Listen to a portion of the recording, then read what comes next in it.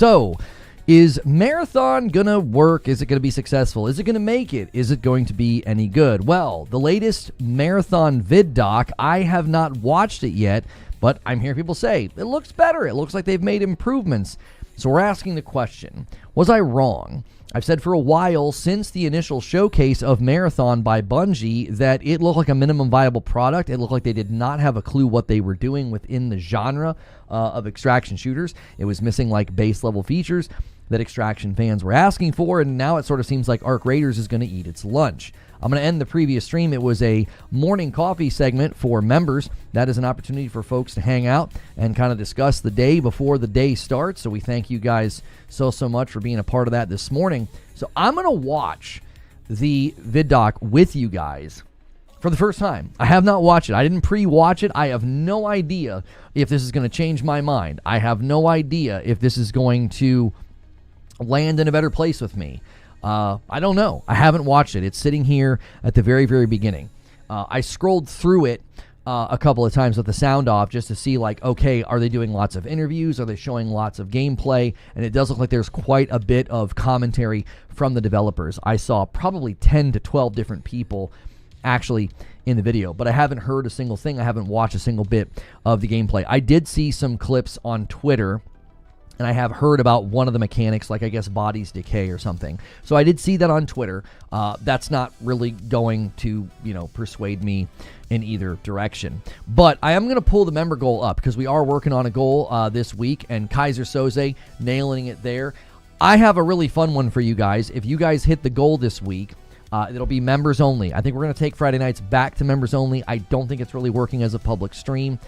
We may try one more time of doing gaming news this week with Madam and having her react in the game news publicly, because it does seem like YouTube has fixed some of its problems. We'll see, fingers crossed. But we have to be a little bit careful when that's going on. We can't do experiments and trying new things. But we do like those member streams with you guys. So if we hit that goal, I think what we'll do for you this week is we will play the original Mario Galaxy for you guys. We're having a blast with that, and it has a lot of rage and a lot of frustration for the two of us, so that will be really fun. So I tell you what we're going to do. I'm not going to waste a whole lot of time here. I'm going to jump right into reacting to this. So do me a favor. If you guys are here, hit the like button, and I want you guys to participate in this, okay? I want you to participate in this reaction because I am really interested in what you think, okay? This is not just a me thing, all right? I don't think we're going to repurpose this or record this or upload this. It's going to end up being very long. Their video is pretty long, and my reactions typically double or triple the length of a video because I typically have a lot to say. So this is not going to be something that is done with, rather shortly. So I want your input, all right? So take a quick second, hit the like button, buckle in, get settled, and let's see what they have to say in this brand new video.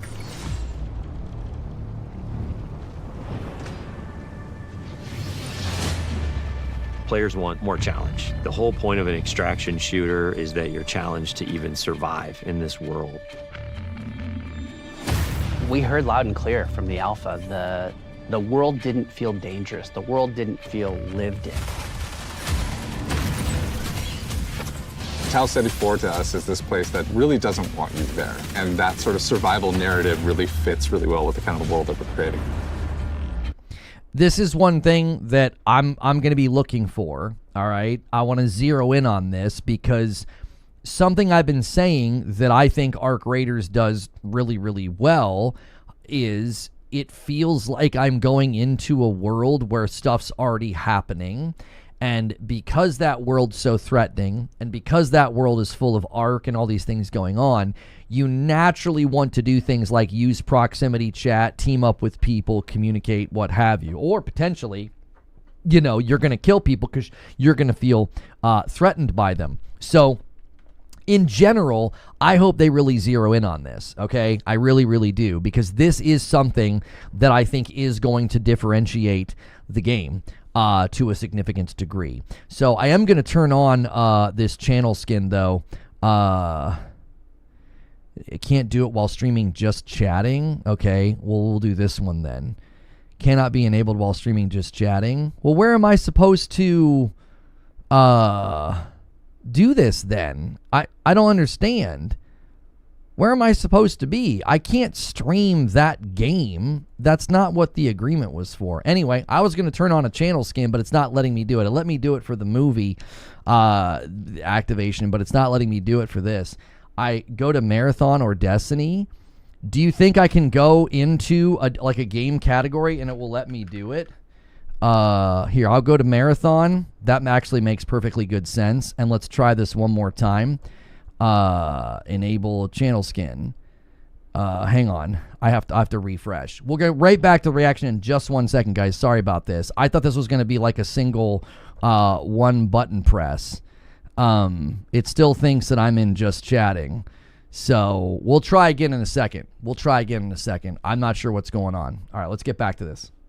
The world needs to feel like there is something sinister underneath. The world that we're creating. The world needs to feel like there is something sinister underneath the surface, even when the colors are really bright. You should not be here. We want to marry the classic Bungie game feel, where you are blasting stuff in the face and it feels amazing, with the sort of high tension of the survival genre. If you want good loot, you have to go to places where you're taking risks, either risks from other players or risks from AI. So we have all these tools now, Rook with Prox Chat and the way the game works and sort of how tense it is. I think all those things work together really well. I will say they seem to be pulling out a lot of the people that have been at the company for like a really, really long time. So it is possible that they've decided, hey, we're going to need to put like all hands on deck here to put this game into a better place. I mean, they definitely, I think, are in a bit of a crisis mode, I would say. We're not really sure. Like, I don't think we have a definite beat on like who was working on it from moment one, because I think they've been working on this game or pieces of this game since like 2018. But it seems like they really pulled the vets in to say, hey, we've got to nail this. And I'm here to tell you, if the PvE element is not strong and it just feels like a PvP game, I think that's going to really, really make this game struggle, because it's just going to feel like a match. That's something I've been saying over and over again. It just looks and feels like a PvP game, right? That's going to make it incredibly difficult, I think, for this to work.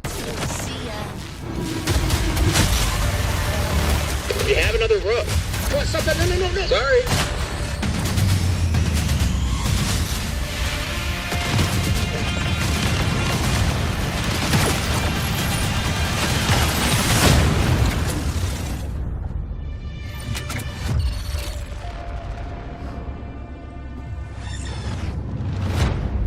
The Marathon ship is essentially a ship that we sent out from Earth, an Earth that was overpopulated, to explore and colonize a star far away that we call Tau Ceti.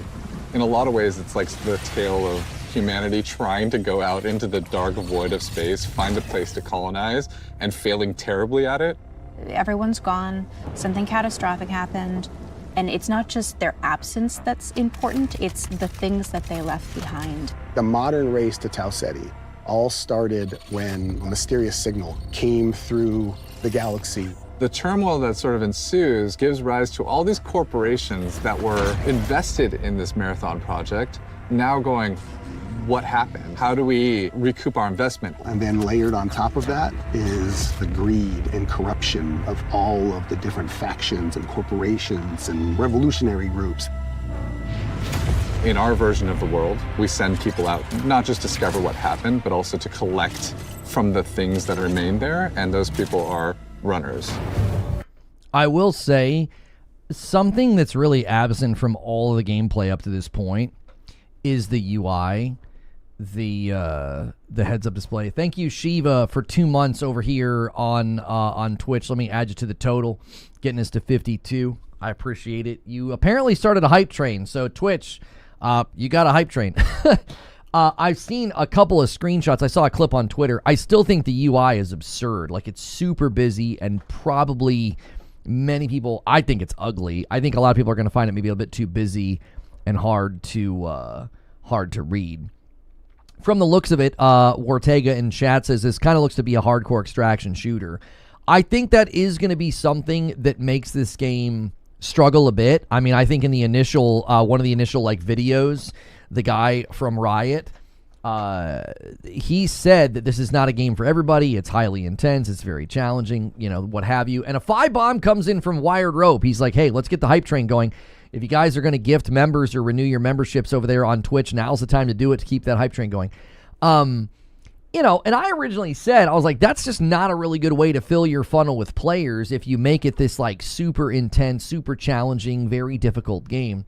So it'll be interesting to see, you know, as they're talking about increasing the threat and making the world feel alive, is it going to feel like they've injected it with some of Destiny's PvE DNA, or is it just going to feel like, oh man, this game is really hardcore, this is really sweaty?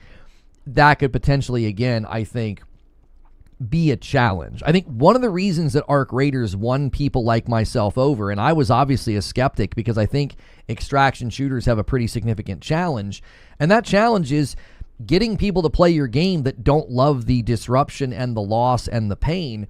And Arc Raiders really delivered on, you could play it more casually, more PvE, and more quest-oriented and get quite a bit done. They've recently admitted that my theory was true. They are monitoring your aggression and matching you accordingly. And so if this game can leverage that, you might be able to get some of those casuals in there, some of those more mid-lane players in there. If all you're trying to do is appeal to hardcore extraction shooter fans, I think that's a pretty narrow focus that might end up working against the game's long-term success. So we'll see.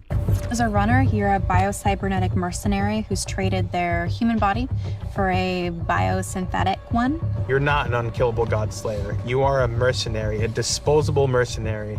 You will live, you will die. They are not people. You are the person. You go into that shell and adopt the personality matrix that is specifically designed to help you do the thing that you need to do. And you've been hired by these factions to come to Tau Ceti to scavenge it for anything that might be of value. As a runner, you've left your body behind. You've traveled. So the minute they start getting into gunfights, I'm like, yeah, I don't know. I just, there's something about it. There's something about it that doesn't look that compelling to me. The moving around and the world itself, the graphics, the lighting, they've definitely made the world look better. I think aesthetics have improved quite a bit. But the actual gameplay, the shooting especially, there's just something about that I don't think looks very good. Light years so that you can have access to the ultimate payday. With extraction shooters, it is all about survival. There are other people who want the same things that you want, and it's up to you to best them.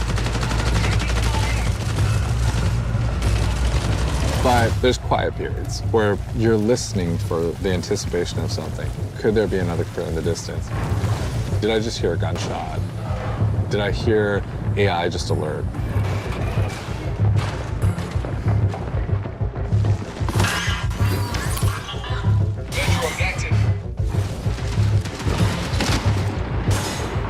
And then there's the loud, bombastic action moments where the minute something is alerted, the minute you're in that fight, now it's go time. Players particularly pose a lot of danger to you. They can make a lot of decisions that you might find illogical, and that entire exchange of gunplay, it just doesn't look very good. It looks very slow. It looks extremely cramped. I don't know. I don't find this compelling at all. It does not look like the core gameplay has improved much at all. Aesthetics look better, but that entire exchange looked bad. It literally looks like they're trying to do the cliche slow turn, slow ADS. I don't know. It's like, why are you packaging it this way? It doesn't look good. It doesn't look compelling. Verbal Stampede with 8 months. Thanks so much over there on Purple. You rolled the hype train over. Thank you, sir. Yeah, saying something looks improved, nobody here is hyping this game up, Mr. Shagnar. Like, if you think people are changing their tune on Twitter, like, okay, that's fine. I am absolutely not jumping on a hype train, and I don't feel like the chat here is either. Maybe you heard hype train. We were talking about Twitch. There's a hype train on Twitch where people are gifting, so maybe you heard that and thought I was saying, oh, people are hype. This is a hype train. No, I don't think people are that changing their tune. Even the people that are warming up to this title, or they're a little bit less antagonistic towards it, they still also feel very, very apprehensive. There is a level of like, yeah, I still don't know about this one. So we will see. Completely trick you into scenarios. Sometimes the best loot box is another player that you see along the run. I've seen a lot of feedback on this too in our Discord that the UI still looks here. It looks pretty atrocious. There's just a handful of things here that I get what they're trying to do. It just doesn't look very good. I think they're insisting on this just boxy overlay, high contrast color thing. And I think it's just really unappealing. Like, if you're trying to quickly loot and look at things, eventually you will speak this game's UI language. Like, I think that happens, right? You first get into a game and you're like, what does all this mean? And then eventually you'll look at this backpack and you'll be like, you'll immediately know what everything is and what you want and what you don't look. But this at first shot looks really, really bad. Barrel aged 52 months. My man Lightly bumping the line to 59 on the week. Thank you so much for 52 months of memberships, man. So, yeah, I think this still needs work. I think the guns look great. I think this part over here looks great. I don't think the stuff above this is a problem. You can very quickly see the ammo types, right? And you can look over here at your ammo. It looks like you can switch your ammo types. In any case, you've got that. You've got your attachments. You've got your equipment, your shield, everything else. I think the guns look fine. I think the actual itemization it needs a little bit of work. It just looks a little rough. So there's a few different ways you can play the game. So one of them is you can play in crew, both with your friends and also through crew fill, which will just match you with 2 other players. You can play solo, and you'll jump into a game with a bunch of other solo players. In solo, I think the stakes are a bit higher, right? You have only yourself to rely on. You still have prox chat, so you can call out to other solos, but you are playing a tense alliance game where it's really up to them whether or not they decide to honor or respect that alliance you might have created. It's all about figuring out what's your investment, what's your stake, when to get in, when to get out, and when to kill the other guy. Being good at Marathon is like playing poker with guns.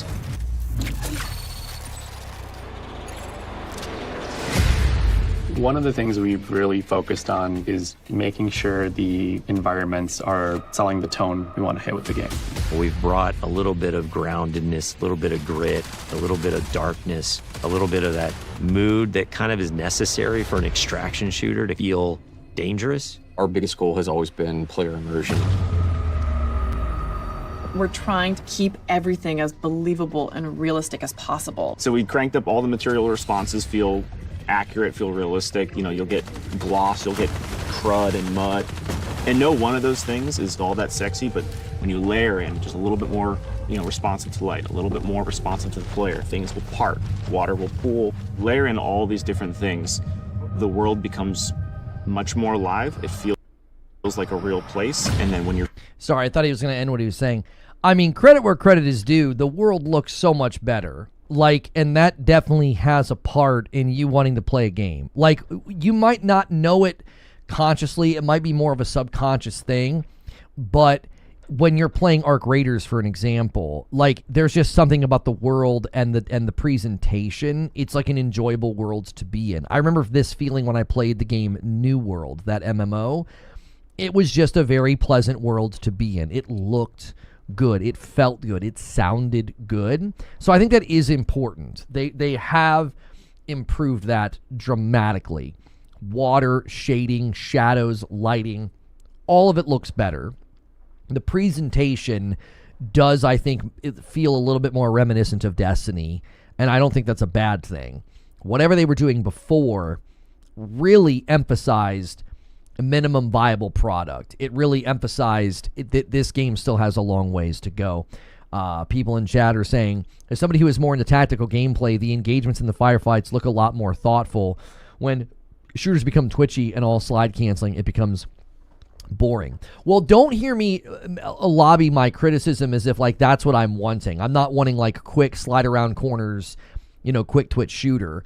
I just don't think the presentation of the gameplay looked very good. It looked very, very, very rigid, very wooden, very boring. It didn't look tactical or intense. He's sitting here describing it as intense and oh yeah, you just don't know what's going to happen. And I don't know, it seemed a little scripted and a little wooden. And I think that maybe might be more on the presentation. I don't know, how that encounter would feel until I'm actually playing the game. But I don't think it really sold me on the gameplay improvements at all. It kind of looked like it did the first time we saw this. The first time we saw this, when I watched live streamers play it, I thought, I don't know, that just doesn't look very good. It looks very, very canned and very, very rehearsed. It doesn't look like you're going to have a lot of dynamism in the game, like a lot of different engagements and different encounters. It looks like it's going to be very rote and rehearsed and repetitious. Feeling like a real place and you feel in danger, now your run matters.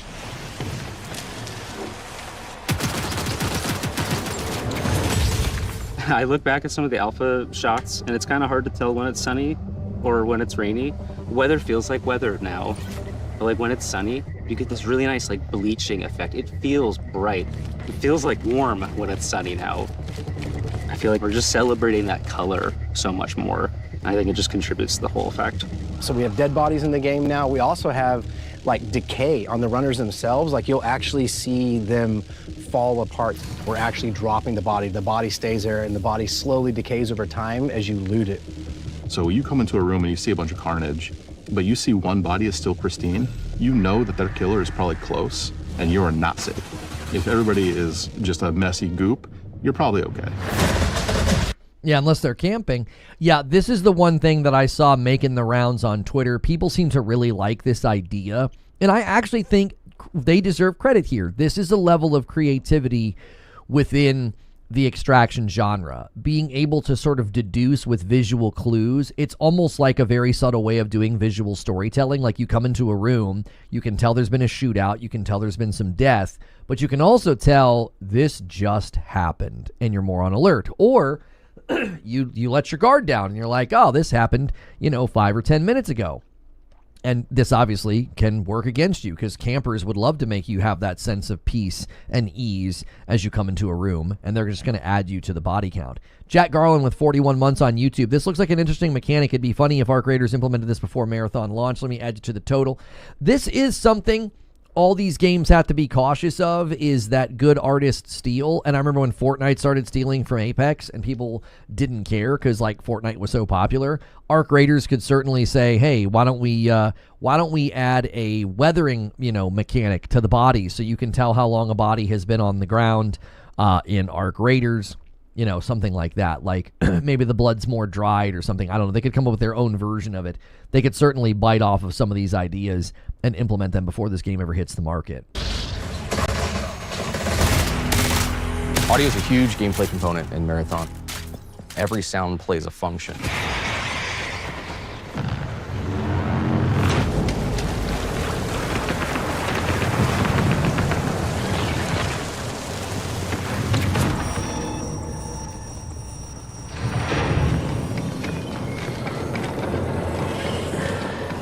Footsteps tell players everything.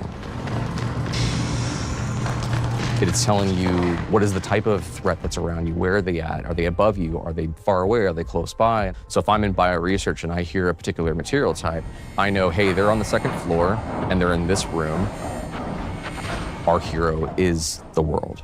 So we're constantly trying to figure out where can music help reinforce what is the vibe and intent of this place. There was the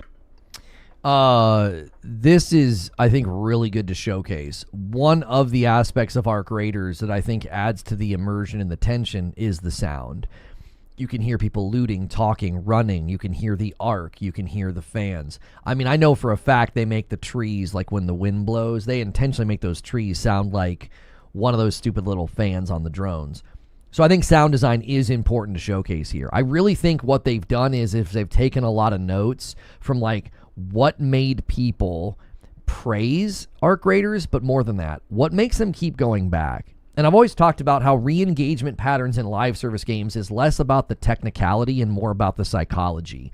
Like, the psychological questions are more important than the technical ones. Well, why are people going to come back to your game in 3 months? Well, we have a battle pass. We have seasons. We're going to do in-game events. Yeah, that's great. Everybody does that. Like, you've got to have psychological answers, to those questions. And I think the psychology behind an extraction shooter can work and be very potent. But again, you've got to nail all aspects, because if it just degrades into PvP, which this is probably one of my primary concerns with Marathon, is they're gearing it toward folks who are just going to PvP it up. It's not ever really going to feel like anything other than that. You're going to go in, you're going to shoot people, you're going to get loot, you're going to get out. I don't think its DNA and its identity are going to stand tall enough to make it feel any different than that. I'm happy to be proven wrong, but that's kind of my gut instinct here, is that Arc Raiders has sold a world, a tension, a vibe, and like there's emergent gameplay and people working together and people starting wars.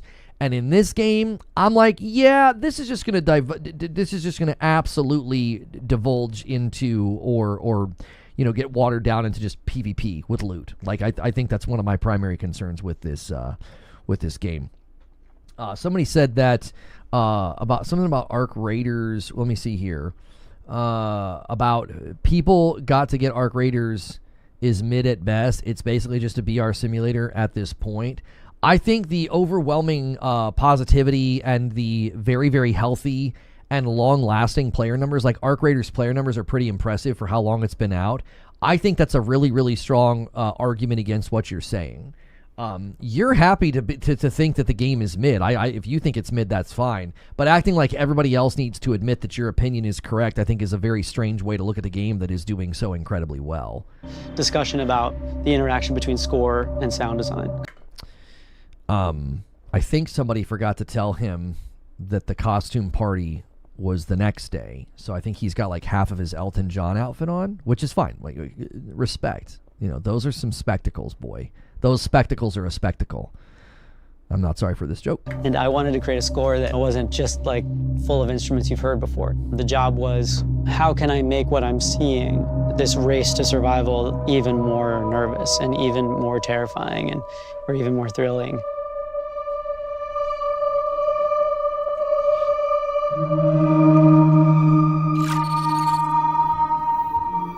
We have 4 zones, and each one of those zones has its own sort of approach to kind of level design and what it asks players to kind of think about and do.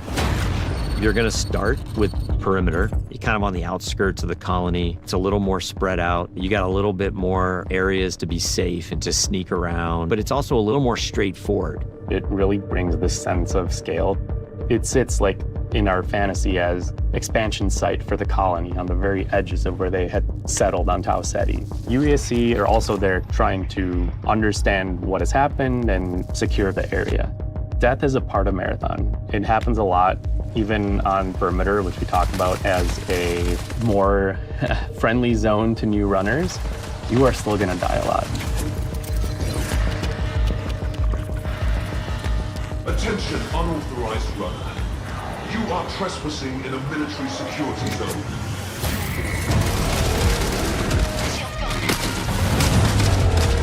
It was really important to us that the UESC were not trivial to fight. When you face them on Tau Ceti as a runner, you are the outlaw. You are trespassing.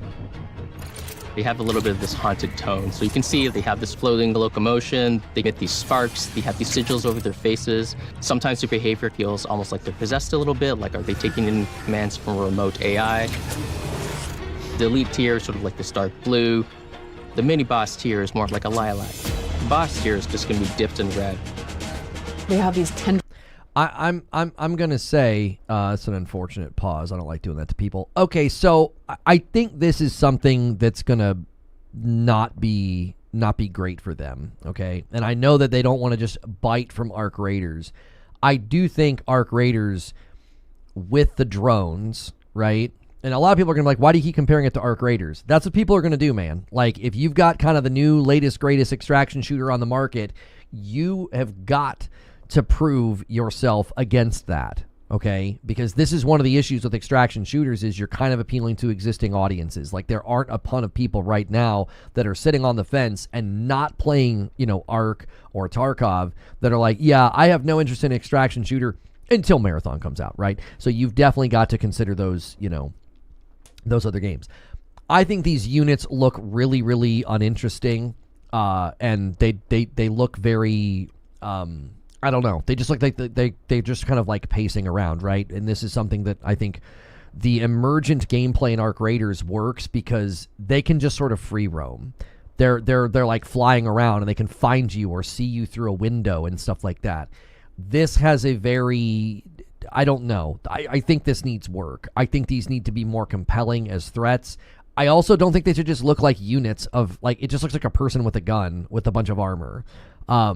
They literally just like players, but kind of not. And I think that's another great juxtaposition within Arc Raiders is there's this entire lore of the Arc are here. They're menacing. They're threatening. There's some of them are huge. There's the Leapers. There's the Queen. There's all of the ones that are so much bigger, you know, Bastion and things like that are not just these small units. These just look like players in the form of like an NPC that might be beefier or have stronger weapons. So I think they need to consider with the units here really elevating the variety. I'd even elevate verticality and mobility so that they're not just kind of like on the ground like you are, like just boots on the ground units that you're getting into shootouts with. I think that's going to make the game feel very, very, I don't know. It feels very flattening to the vibrancy that you could have in a game like this, where there are both people as well as NPCs that you have to worry about. There's more like a lilac. The boss here is just going to be dipped in red. They have these tendrils that latch out and leech onto you and start sucking away at your consciousness.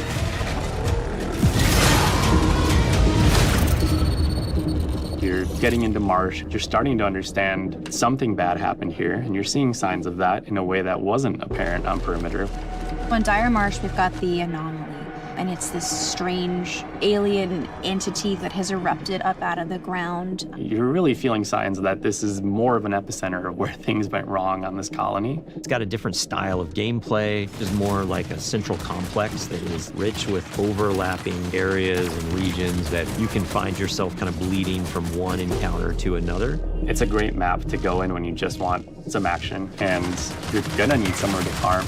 Each map has different weather systems, it has different dynamic events that can happen, and your approach to them is never going to be consistent. One of the needs that the design team thought that we should have is more challenging PvE activities. Each of our zones has these bigger events that don't happen every session, but when they do happen, you'll know they're happening. Building these types of events into the world shake up your run and make you decide, like, what do you want to risk? Then you get to Outpost. And Outpost is a more functional, thriving UESC facility there. I definitely think in-world events is something that Bungie can thrive at, that other like companies are not necessarily going to be able to do as well. Like they can really borrow from a lot of what they've done in Destiny. Excuse me. They can really borrow a lot of what they've done from Destiny, and they can really thrive in that environment. So like if you go into a map and like you're like, oh, we're just doing our normal thing, and it's a little road, it's a little rehearse, and all of a sudden something like that happens, and there's something in the sky, and like there's units pouring down, and that maybe there's some kind of a vehicle or like a tank or something like that, where like there's a bigger encounter. You know, I think people really like that aspect of, you know, Destiny, that like the open world and the raids and the strikes always had like very, very threatening units that could kind of show up that might take a little bit more time, or even have mechanics to them like shields, weak spots, things like this. They can definitely excel in that environment.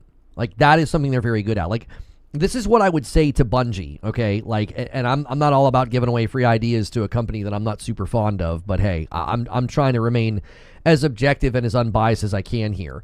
I actually think the more they see that what's made Arc Raiders so compelling as well as so broadly successful, you got guys like me to play like over 30 hours, right? Like I'm not continuing to re-engage, but still, like you got a very broad spectrum of player that has played and enjoyed Arc Raiders and has, you know, spent a little bit of money, and, you know, I might come back in the future, right? And that's what you want. I think what Bungie can really lean on is their years and years of history with PvE. One of the things that consistently gets praised in Arc Raiders is the amount of work that they did with the PvE and the AI and the units. And I think that that is something that they can do. Like, they've proven over the years to not be super competent when it comes to PvP, okay? Now, you could blame that on the fact that it's a looter shooter, and abilities and grenades and supers and guns can just absolutely throw things out of whack. This is true, and that would be fair pushback. But they've also proven that they're just not the most competent in the PvP environment. They tend to, break things, overpower things, nerf things, what have you. And so their core competency has been, I think, very evidently seen in PvE, whether it's raids, strikes, dungeons, things like this. I think if they leverage that and also put units in the game that don't just look like, people running around with guns, I think this game could potentially be a lot more compelling. Like, when they first rolled it out, I was like, I don't understand what I'm watching. It looks like Apex Legends, with a weird art aesthetic. Now it seems like they've got the potential to really take shape and have something that feels more like a living world where you're trying to go in and get out. And there's the possibility that there are people in there that might shoot you, but that's not the primary thing that you're focused on. If this turns into just PvP with loot, I'm here to tell you, it won't last very long. It just won't. The reason Arc Raiders works is because it literally feels like a threatening living world that you go into, and then there's this emergence of, you might get shot, betrayed, you might team up, you might find people, you might not, you might get surprised by a leaper. Like, that's what makes it so compelling. That's why Battle Royale was able to unseat arena shooters, because it's this emergence, it's this randomness, it's never the same. And I think that's more potent and more addicting long term than something that feels very rehearsed. There's scan drones flying overhead, the UESCs everywhere, there's tripwires, there's a weather hazards. It's a lot of stuff you're up against from the get-go. Outpost is a smaller map, but it's also a lot more vertical. It's built around a specific building that we call the pinwheel. This is just this meat grinder of a structure that's like a corkscrewed building that has nooks and crannies and hallways, and it just becomes a real cluster when you're in there fighting.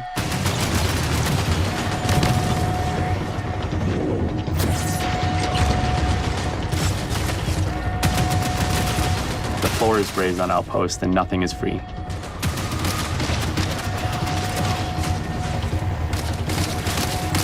The pinwheel hosts some of the best loot opportunities.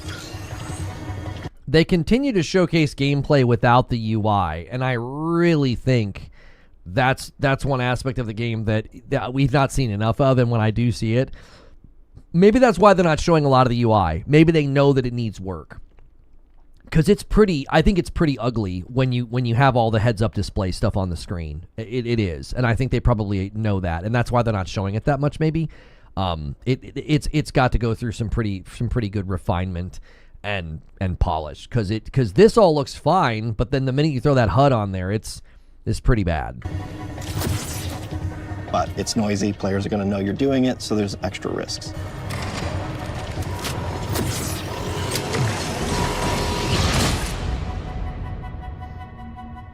The character you're going to spend the most time with is the zones. Understanding each personality of every zone. That's the storytelling every player gets. Every time you're on the planet, you can look up and see the ship floating and looming in the skybox, reminding you of why this place even exists, but also reminding you that something up happened here, and you got to figure out what it was.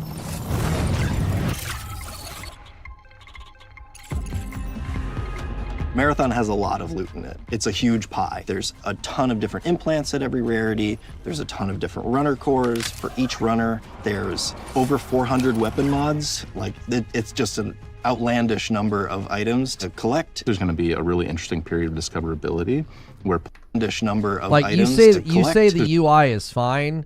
I am sorry. I feel like there's so much there's so much design philosophy here that is just it's just being broken. I have a very hard time not looking at this and being like, what? Like, I think this you can't say objectively, but it's so close to being like objectively unappealing. It's just so busy. It's a mess. This just looks like an absolute mess. So I think this needs to go through a quality pass. I'm going to give you just one piece of input that could fix this dramatically, okay? I want you to look at all of the colors, and I want you to look at the black symbol in the color. Now I want you to imagine that instead of having like a purple box with like a weird little backpack in it, I'm going to circle right here. Imagine that that box is gone and it's just the black outline of the backpack is the purple, right? Imagine that instead. You see here this shield icon that I'm circling?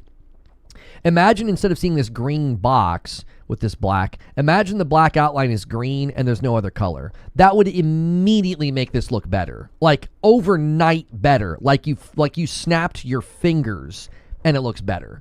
Like the icon should be the color. There's like a little chip here. That should be purple with no purple box. Just a little purple, chip. That would immediately make this look so much better. It would clean it up. It would not be so abrasive and sharp.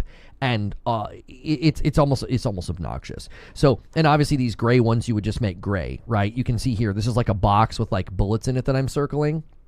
You would just make that the icon. There would just be a gray, icon here with a box around it and bullets, and just get rid of this stupid box.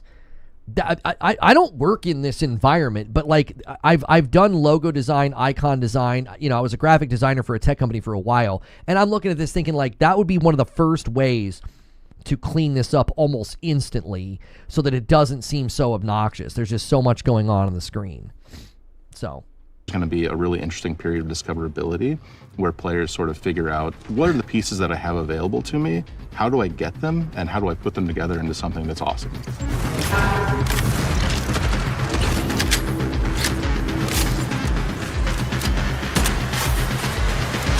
Creature just described it perfectly. They didn't know how to work around the design aesthetic because it wasn't theirs.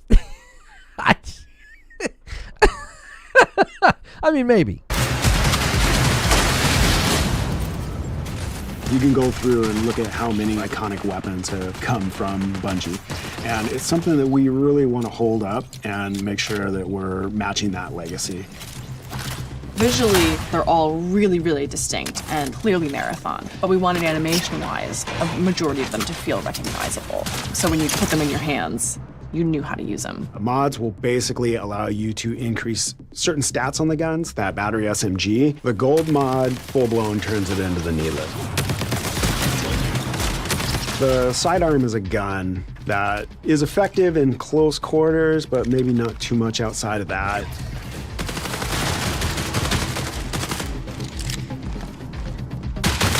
But the gold mod on this gun puts a suppressor on it, and then when I kill something with this gun, I turn invisible. And then that lends it to other build crafting if I want to sort of stack into how invisible can I be.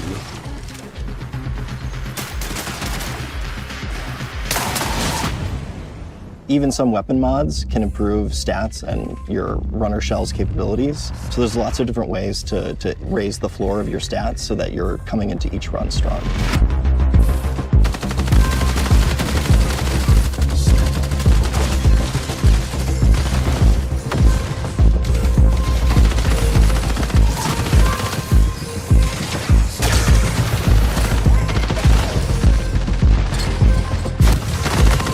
So that res ability was, that was pretty cool. If you guys are watching on YouTube, really quickly, do me a favor and hit that like button. We've been going for about 43 minutes or so. We're going to react to the whole thing, and then, we do a bit of a breakdown afterwards. Appreciate you guys being here.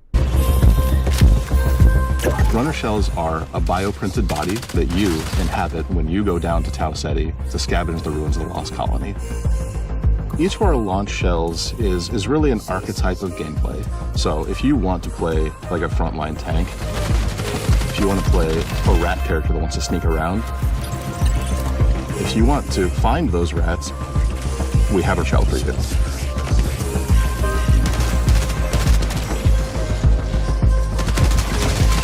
The idea there is like, have a broad spectrum that everyone can kind of find a little bit of a home to, and then we're going to build on top of that. Cores and implants mold the kit into a playstyle that you want. So examples of those are like, on Thief, I get a second grapple. On Destroyer, I pull out my Riot Barricade, and as it takes damage, it's actually converting that damage into shield back to me. And these can be used in combination with each other to shift the gameplay style of your runner kit. At any point you feel like you don't want to risk anything, or maybe you're down on your luck and you want the opportunity to get back, Rook's your guy. Rook is a prototype runner shell. It's a mode where we make it easy for you to just kind of drop into a match that's in progress and run about and try to scavenge as much as possible. You are going in solo to a run that's already in progress. You don't have a team, you have a very limited loadout, but you're not risking anything. This lets you kind of get in, grab a little bit of loot, and then bail. So when you get like a really powerful gun or implant or core, it is unlocking some new space or new challenge that you've never done before, and the loot is helping you reach greater heights. Yeah, I mean, I think having something like that is key. Like, obviously, Free Kit and Arc Raiders caused a lot of debates, but I think that's I actually think that's one of the reasons that Arc Raiders was able to get folks to keep playing, because they know if things kind of go bad, they can just keep running Free Kits and kind of get back to where they want to be. So having something like that really kind of changes the vibe and the feel of your experience and turns things into sort of a very, a fallback, or like hey, I want to do something a little bit different this afternoon. I think that's a smart idea. I think that's another way they could really elevate this is this relates to the PvE. Like, I think if they could dovetail those two things where you have classes that you go in with that are very specific in their purpose, and it feels like you're playing, a different game. Yeah, I just didn't want to pause what I'm doing. If it feels like a different game, I think that's a way to keep it from feeling like meat grindery. That's a way to keep it from feeling like a PvP game. Like, if this game just feels like a PvP game, then they fundamentally failed, and that's something they've got to work against. You've got to actively work against it feeling like just some other PvP game that happens to have loot in it. So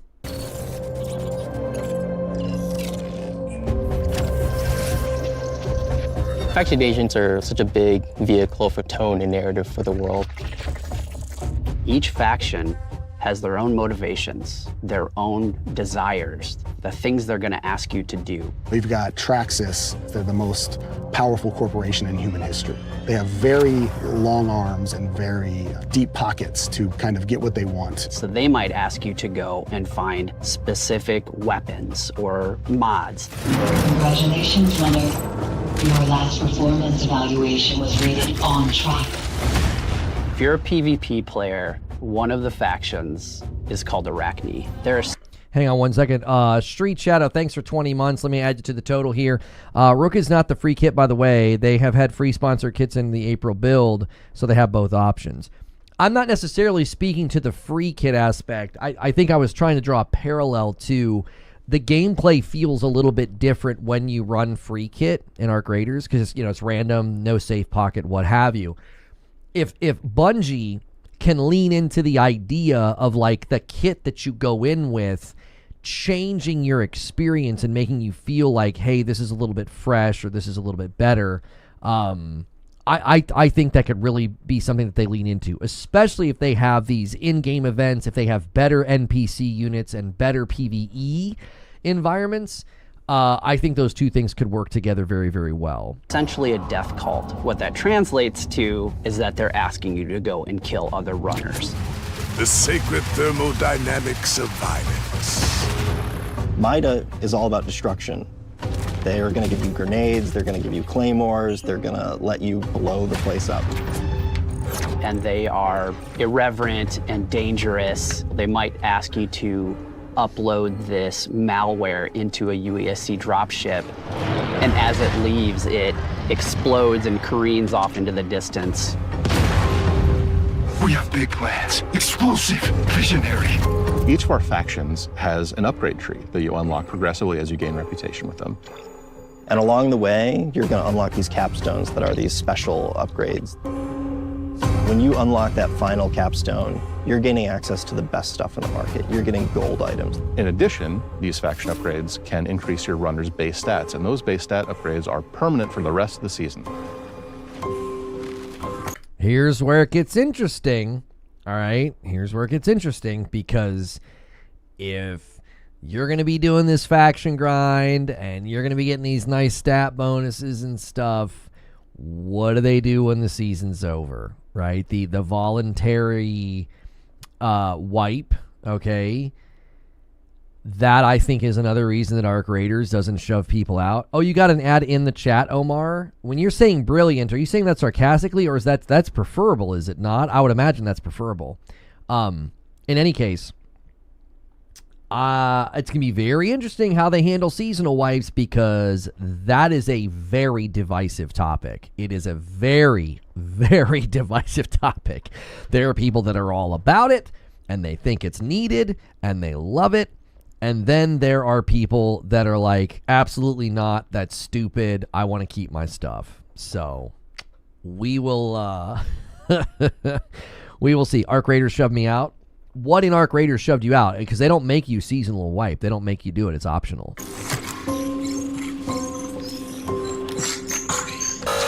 Access denied. Darius, you know me. Did you miss your last round of maintenance?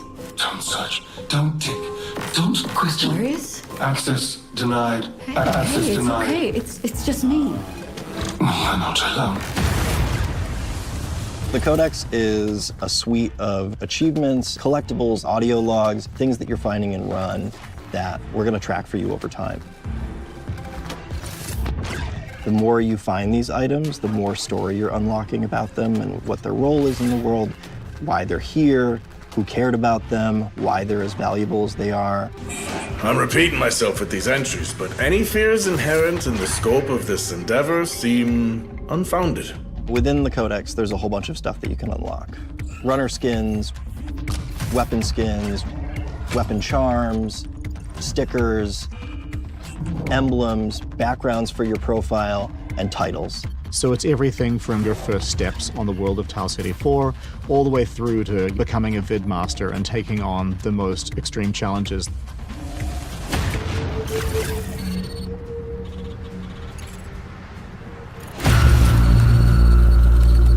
The Marathon ship is the hardest place to survive in this game. And if you're not ready to take your best stuff, well, you're not going to survive.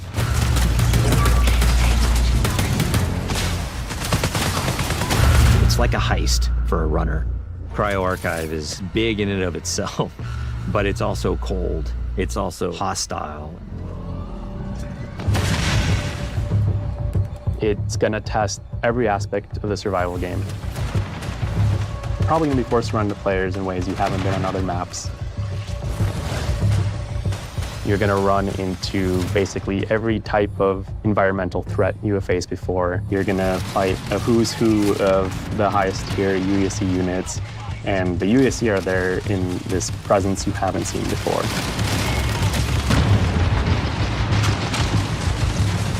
It's really cool because each of the vaults is more successively challenging than the next.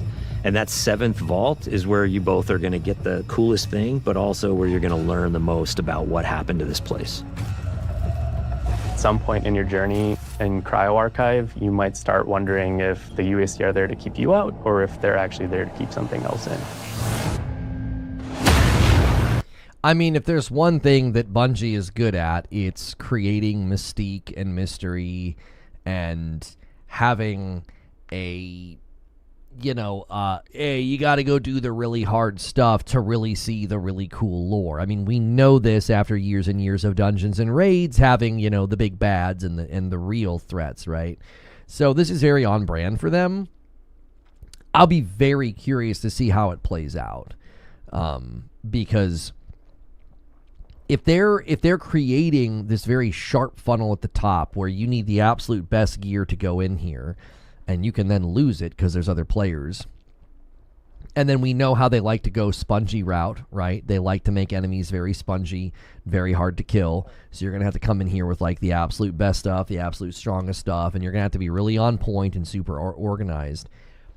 That, again, is where I think they can work against the PvP, where it's like, oh, it's just a PvP game. It's, this does not sound like a PvP game to me, right? This sounds like very Destiny adjacent. But the problem they're going to have with this, because I don't think this is necessarily a bad idea, but I think every idea has its challenges. I think the challenge for this idea is that similarly to how dungeons and raids were visited by such a small percentage of the community in Destiny, if the same rings true here in this game, I don't think that serves your purposes for re-engagement. I think that's going to make for it's instead of being like a top-heavy game, it's going to be very bottom-heavy, and not that there's anything necessarily wrong with that, but that can obviously make it feel as though I'm not really getting to experience the full breadth of the game. You know, I'm kind of stuck down here. And when I go up into this environment, right, you know, I get clapped and I lose all my stuff. Like, that can actually end up folding back on the game itself and working against it. So I'm not saying it's a bad idea. I'm saying it's an idea that's going to come with challenges. Because we're going to have to keep comparing this to Arc Raiders because I can't think of another game to compare it to. But I've not done the aspirational stuff in Arc Raiders, and I still feel like I had a great time. You know, I've not gone and taken down a queen or a bastion or anything like that. No, actually, I think I took part in the bastion takedown and the loot and everything, and it was really, really fun. But I would say they're going to have to create a grind and a content loop and a gameplay loop that's really satisfying, even if you never go up here and do any of this, right? And Biggie Small says, it's like having PvP in a Destiny raid. That can certainly work against it and make it not fun. People can be like, that just seems like a terrible combination, right? I lost my stuff because some rat sat in the corner while we worked really hard to kill all these, units or what have you. So I do think they've got really good ideas. I think the challenge is going to be maintaining a cohesive vision that lends itself to a player base that gets it. A lot of the times what you need for a game to work is you need what's it called? It's not just vision transfer. I'm trying to come up with my own term here. There needs to be unspoken vision transfer, right?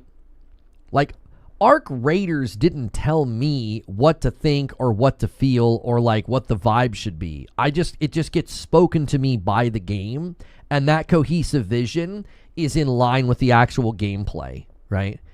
So there's like this unspoken vision transfer of like, I get it, I know what this game's all about. And then you watch the interviews and stuff, and it's like, okay, yeah, they're pretty much saying what I was kind of already picking up. Yeah, buy-in, that's a good term as well as Inthos. If you can't get that unspoken buy-in, that unspoken vision transfer, because the game's got like a dissonance or it's like lopsided or too juxtaposed, where like, the game doesn't really know what it wants to be, those types of things where people can kind of feel like there's almost like this dissonance inside of the game. That could pose a serious problem. And I think that's going to be one of the difficulties for this game, is that you've got this long-standing history of PvE and creating really compelling PvE encounters in strikes, raids, and dungeons.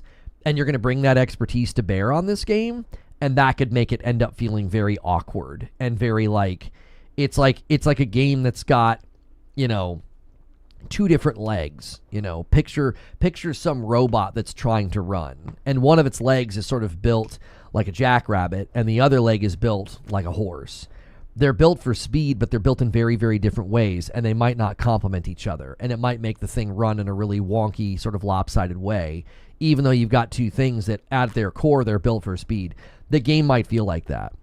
Like, the PvE elements could be really strong, and the PvP and the shootouts and the TTK could all be very sound and well-balanced, but that doesn't mean you can smash them together and have them work well and have them coexist, if that makes sense.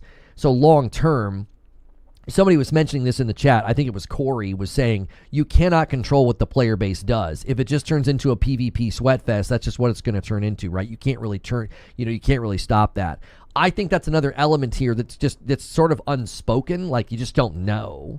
So it's like, are you going to have this sort of emergence of like what the core gameplay feels like that is not even what they intended it to be, if that makes sense? So I'm not saying that these things will be in conflict. I'm just saying they have a very high probability of being in conflict. If I'm going into a very high challenging PvE environment, but the structure of the rooms and the hallways and the setup and the angles and the choke points are also very PvP oriented, that could feel like a very, very juxtaposed experience where I'm not really having a good time. Like, the game flow has to be there. So it'll be interesting to see how this plays out. Watching all of this really makes me think, that a lot of this is from that Anon the 9 leak about Destiny. Like, they had ideas for Destiny 3. They had these public spaces that were PvPvE, you know, and that's what this just feels like to me. So much of this feels like Destiny's DNA is seeping through the cracks here, and a lot of this was like repurposed for this spin-off project, which doesn't mean it can't work. It doesn't mean that's a problem or an indictment. It's just something that I'm sensing. So if you guys are enjoying the content, my reaction here to the Marathon Vidoc, do me a quick favor. We need 25 more likes on the video. We're just now at an hour, and getting to those 200 likes is super helpful. So thanks so much for being here.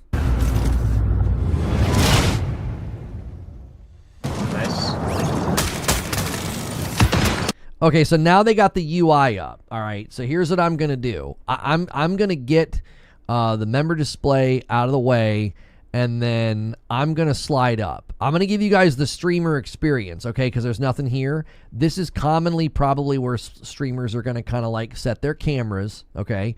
So I'm gonna give you the experience. Like, this is what it's gonna look when people are streaming it, and also I just want you to be able to see all the UI elements. I think this needs to be polished quite a bit, especially once there's these quest things that pop up in the one corner. I actually think the compass at the top is fine. I think the overlay of the people like over there on the right with like their names and stuff, I feel like that could be slid down quite a bit. I'm just not a fan of the real boxy. I don't know. I'm just not a fan of it. I'm also not a fan of the font, but those are all things that could be cleaned up. I think the guns below me are fine. I think the icons and the center stuff down there is fine. I think the compass is fine.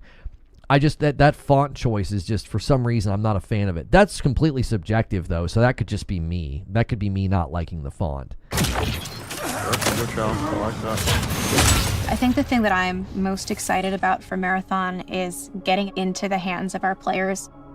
The biggest thing I want people to take away from Marathon is that it still feels amazing. It still feels like it has that spark. It takes all the aspects that I think Bungie is really good at. First-person feel and gunplay, the super deep, crazy sci-fi lore, and it mixes up all those things together in a really amazing PvP package. Really comes down to every single discipline that's Chat's weighing in and saying the UI is fine. So that could just be totally a me thing. That could just be totally my own. I feel like it just looks too boxy, and like, I don't know. I just don't like the readability of the font from like a design perspective, but like, you guys seem to think that it's fine. So, I mean, that could be totally a me thing. Working on the animation has to be good. The sound has to be good. Everything has to be working in harmony. That's when the controller fades away, the screen fades away. You're just immersed in the world.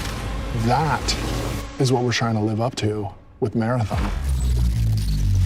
It is a mad dash. I'm not going to front about that. It's a mad dash to the finish, but that's when you got to put in the elbow grease and the extra sweat and blood it takes to get this done. Dude, what is this? What is it? Let's go. 5 people in the extract.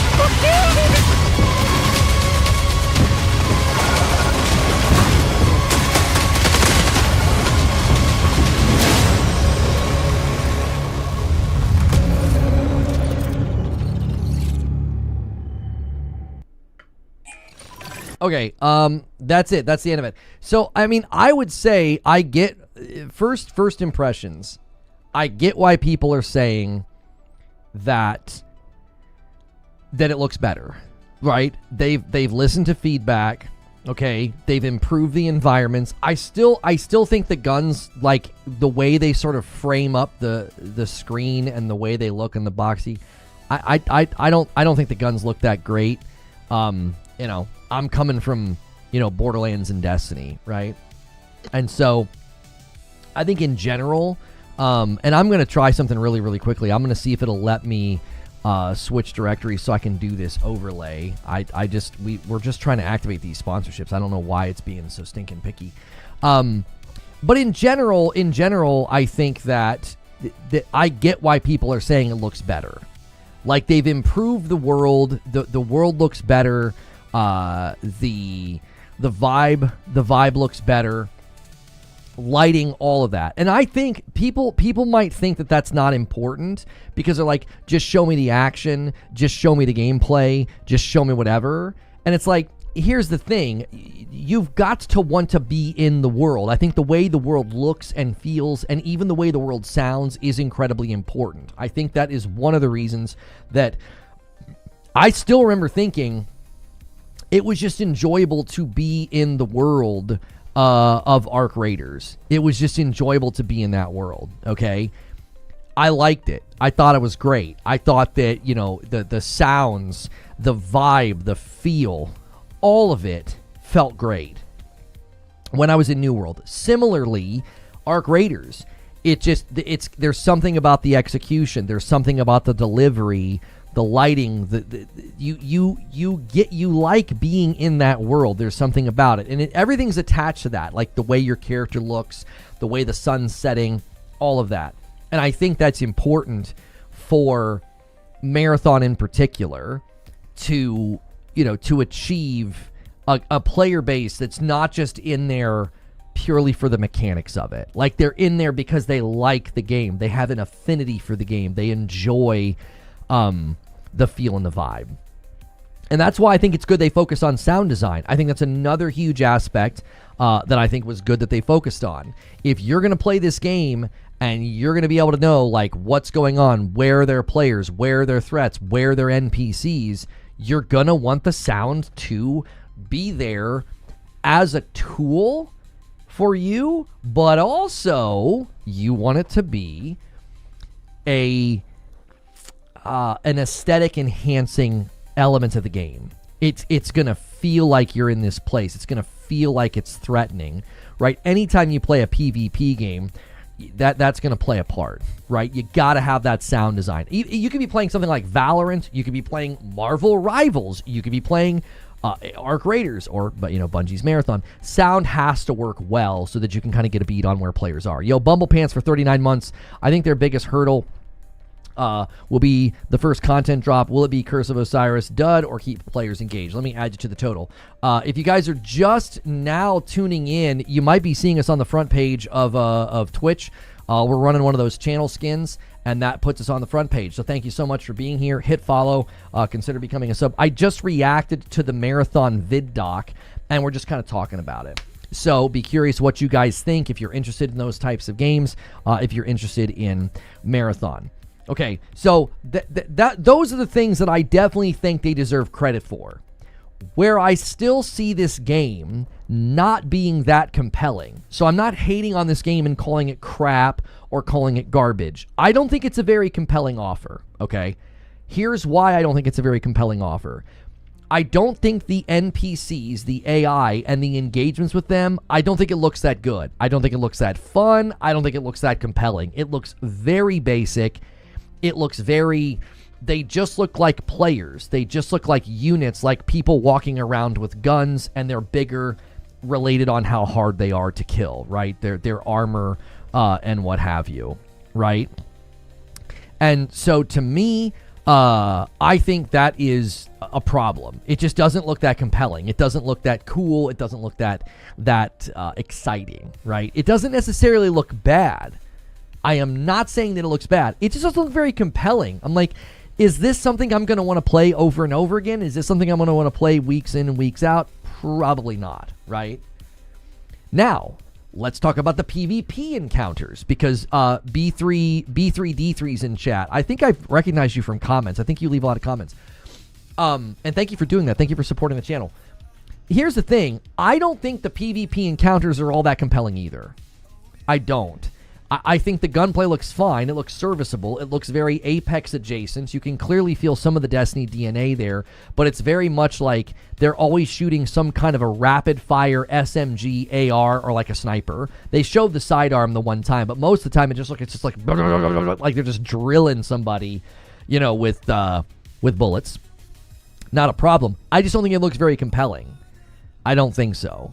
Because truth be told, like, the PvP in Arc Raiders isn't all that compelling either.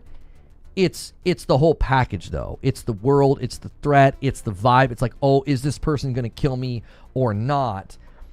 I think the difficulty with this game in general, and this is not Bungie's fault, by the way, okay? This is not Bungie's fault. I think first-person shooters have been around for so long, it's very difficult to iterate on what that feels like. It's extremely difficult to iterate on. How do you make first-person shooter combat feel new, fresh, different, or what have you? How do you do it?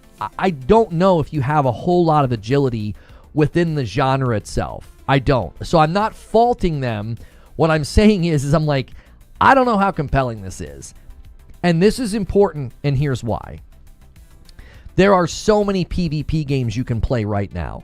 So many first-person shooter PvP games you can play right now. They don't cost money, and they can generally give you that experience. They generally can. So what this game has to do, it has to convince you, if you're like a fan of the PvP, if you're kind of a PvP head, if you like shooting other players, okay, they have to convince you that their PvP and the loot and the extraction element is such an elevating experience that you're going to come and buy their game and play it instead. Fundamentally, that is what a live service game is trying to get you to do. A live service game is trying to get you to come play their game instead. I'm not doing this game versus game tribalism. I think people do this too much. They're like, oh, but this game is so much better than this game. Oh, okay, that's not what I'm doing. What I'm saying is that's generally the challenge that you're facing with a live service game. You're trying to get people to come play your game instead of another game. Didn't people complain about Arc Raiders being 40? I don't think there was hesitancy with Arc Raiders being 40, and do you want to know why? I have made this analogy before. In the movie Gladiator, he tells Russell Crowe's character, he says, if you win the crowd, you win your freedom. Arc Raiders won the crowd. They did a couple of tests, and people loved it. There was just something about the game that felt fresh, new, and exciting. They won the crowd. Now, they didn't do that with marketing. They didn't do that with the Vidoc. They literally just let people play the game. They're like, here you go, play it. And they won the crowd. People are like, this is absolutely incredible. Now, that means Bungie could play the same card. They could pull the same card out of the deck, and they could say, hey, we're going to let you guys play the game early. We're going to let you, we're going to let you play the game. We're going to let you, experience this new stuff that we've added. Like, maybe they turn up the spawn rate of, like, world events or something.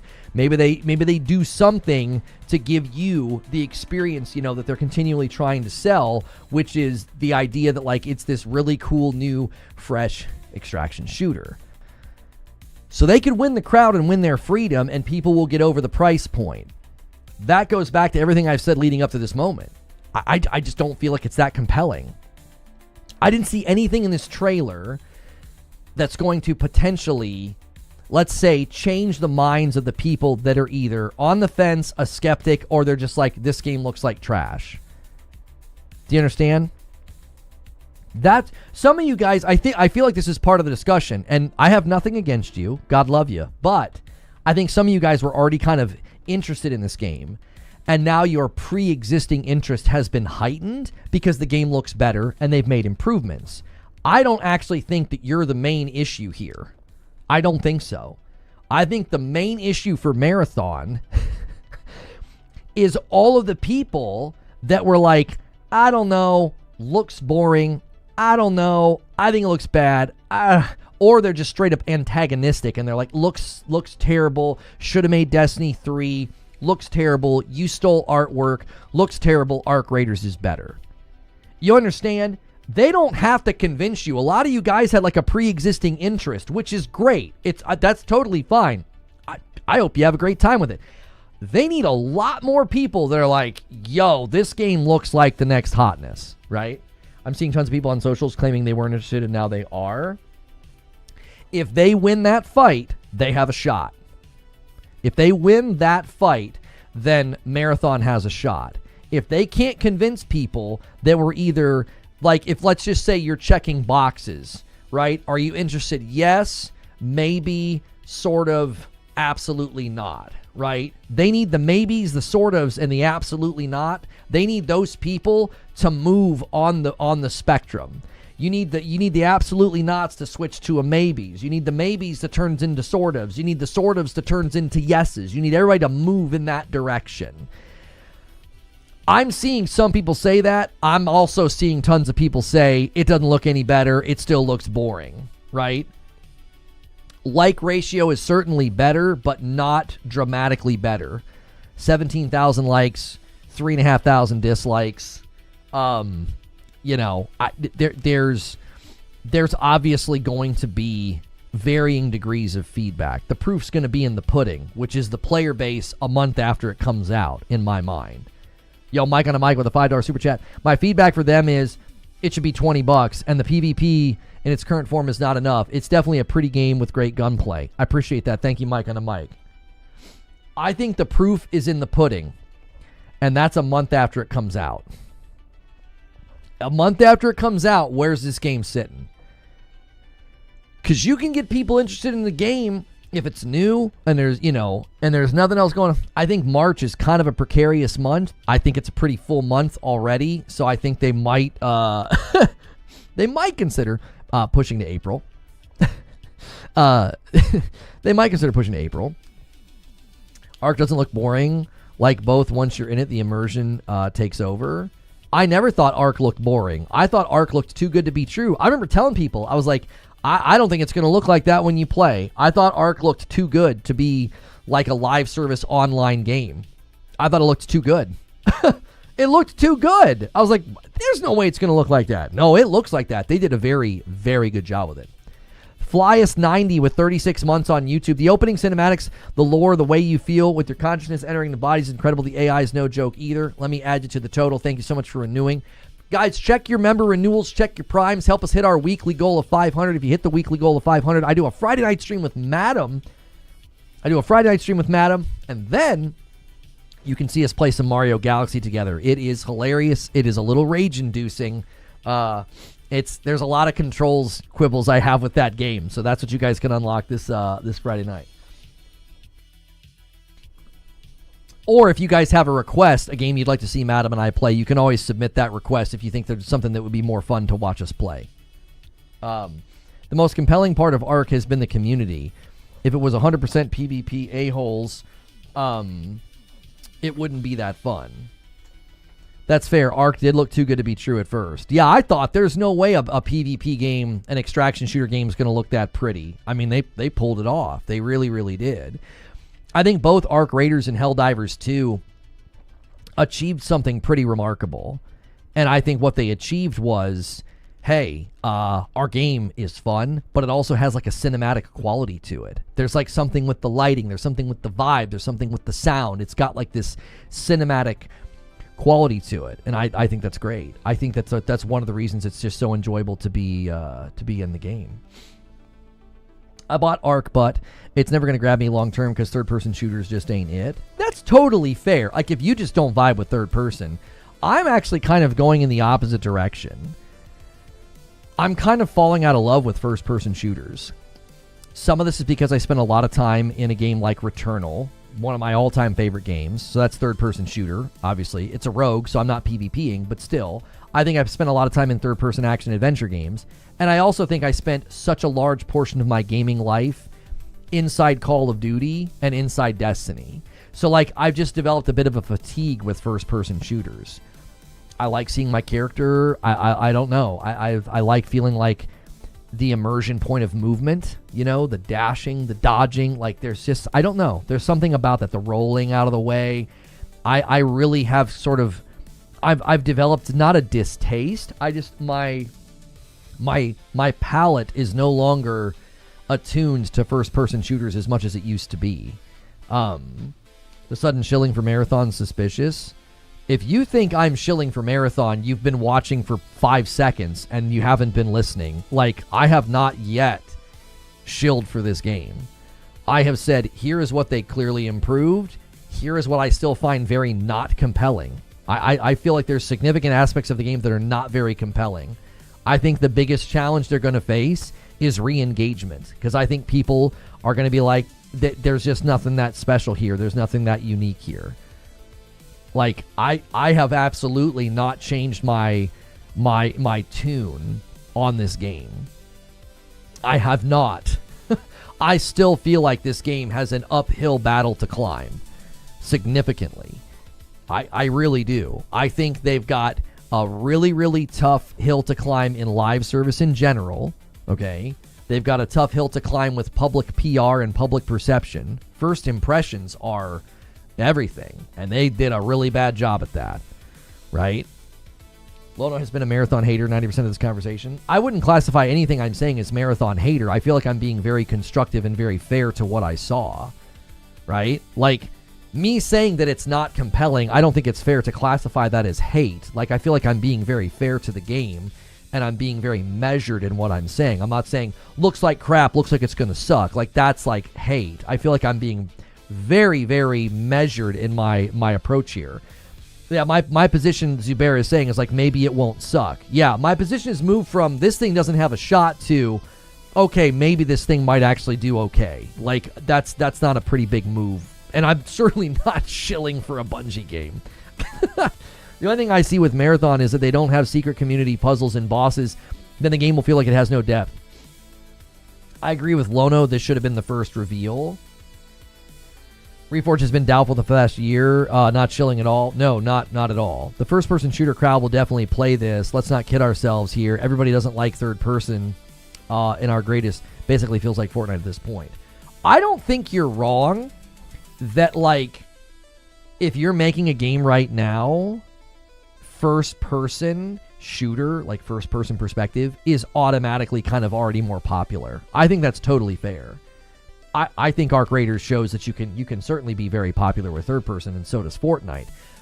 But I do think, like, baked-in familiarity, baked-in fandom, there are tons of people that just sort of automatically are like, yeah, dude, I'm a fan of first-person shooters, you know? And I think that could help Marathon. That could also work against Marathon. It's a double-edged blade, because you're appealing to people who are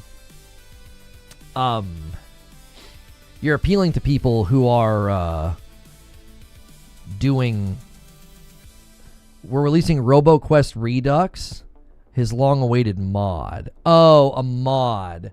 I thought maybe RoboQuest Redux was like, I thought it was like a frickin' a new version of the game. I love RoboQuest, by the way. If you like, speaking of first-person shooters, if you like first-person shooters and you like rogues, RoboQuest is just such a frickin' good time. It's such a good time. It really is. So, what was I saying? Oh, yeah, first-person shooters. So, yeah, but it's a double-edged blade. Because if you get people into your game and it's a first-person shooter and people are like, hey, I like first-person shooters, guess what you need to do? You need to be more than familiar. You need to be distinct, and you need to be excellent. Do you see? Like, if you bring somebody into your game because they're like, hey, I like first-person shooters, if you aren't excellent, which I think Bungie can make very excellent shooters, I don't think that's the problem. I think feeling distinct is going to be where they really struggle. I didn't see anything all that distinct. I saw a lot of Destiny and Apex Legends, which can make people say, this doesn't really feel like a new or fun or fresh experience. It feels like something I played before. We had a big debate about that yesterday with High Guard. When you make something that looks like something I've played before, you're now fighting an internal uphill battle. And that uphill battle is one of perception. I may perceive your game as just unoriginal and boring. I'm not saying that's fair. I'm just saying that's the perception. It's like, I've kind of played this before. So being a first-person shooter can certainly work against you. It can. I think people were having this conversation about free-to-play. And they were saying, oh, but free-to-play could completely change, the trajectory of High Guard. And I said, well, free-to-play cuts both ways. It certainly brings people into the game, makes it very accessible. Makes it have a broader funnel. It cuts the other way too. It's really easy to put down a free-to-play game. You didn't pay for it after all. You see? So, like, yes, first-person shooters are very popular. They're also legion. Like, they are legion. There are so many first-person shooter games you can play right now for free. So it's not subjective at all. It's fairly obvious. Have you played the game? I don't go off hype. I go off gameplay. The gameplay says the gunplay is terrible. The maps are empty and limited enemies. Wise World Universe. What game are you talking about? You're saying that the gameplay... You're saying gunplay is terrible, maps are empty, and limited enemies. Are you talking about Marathon? We got Concord 2.0 before GTA 6. Yep. It's true. It's true. I don't like the free-to-play model. A lot of people don't like the free-to-play model. I think people overstate just how much free-to-play, like if you don't go free-to-play. I think people maybe overstate a little bit, how much that if you make people pay, like that limits cheating or whatever. I don't necessarily think it's that big of a deterrent. It is a deterrent. I don't think it's like that big of a deterrent. I think it helps, but not significantly. It's not about sharing the same opinion. Everybody has an opinion. Don't really make them right. In fact, people are wrong on the internet every day. The gameplay says otherwise. Facts. When anytime somebody ends their argument with facts, it really makes me think they've not made a very good argument. Your argument should speak for itself. It doesn't need like a stamp of approval at the end. You're saying that it's not about sharing the same opinion. Everybody has an opinion. It doesn't make them right. In fact, people are wrong. So what you're claiming is that like opinions can be wrong. That's not really true. An opinion can't be wrong. If somebody thinks a game is fun, you can't be like, well, your opinion is wrong. We can't give credit for a big, beautiful, empty, open world, absolutely horrible gun balance, limited maps, and limited enemy variety. What game are you talking about? Like you are straight up ranting, and in order for me to engage with what you're saying, I have to know what game you're talking about. I'm not sure what you're referring to. That's not me saying that's how the game plays out. We've all played it at this point, and you're hyping it. No one's hyping this game at all. Who are you talking to? Well, the game is what it is. It's very mediocre. I don't understand. Who are you talking to? Are you even in the right stream? I feel like you're talking to somebody else. He's talking about Ark. Okay. So you think Ark Raiders, that you think people are wrong about Ark Raiders. Okay.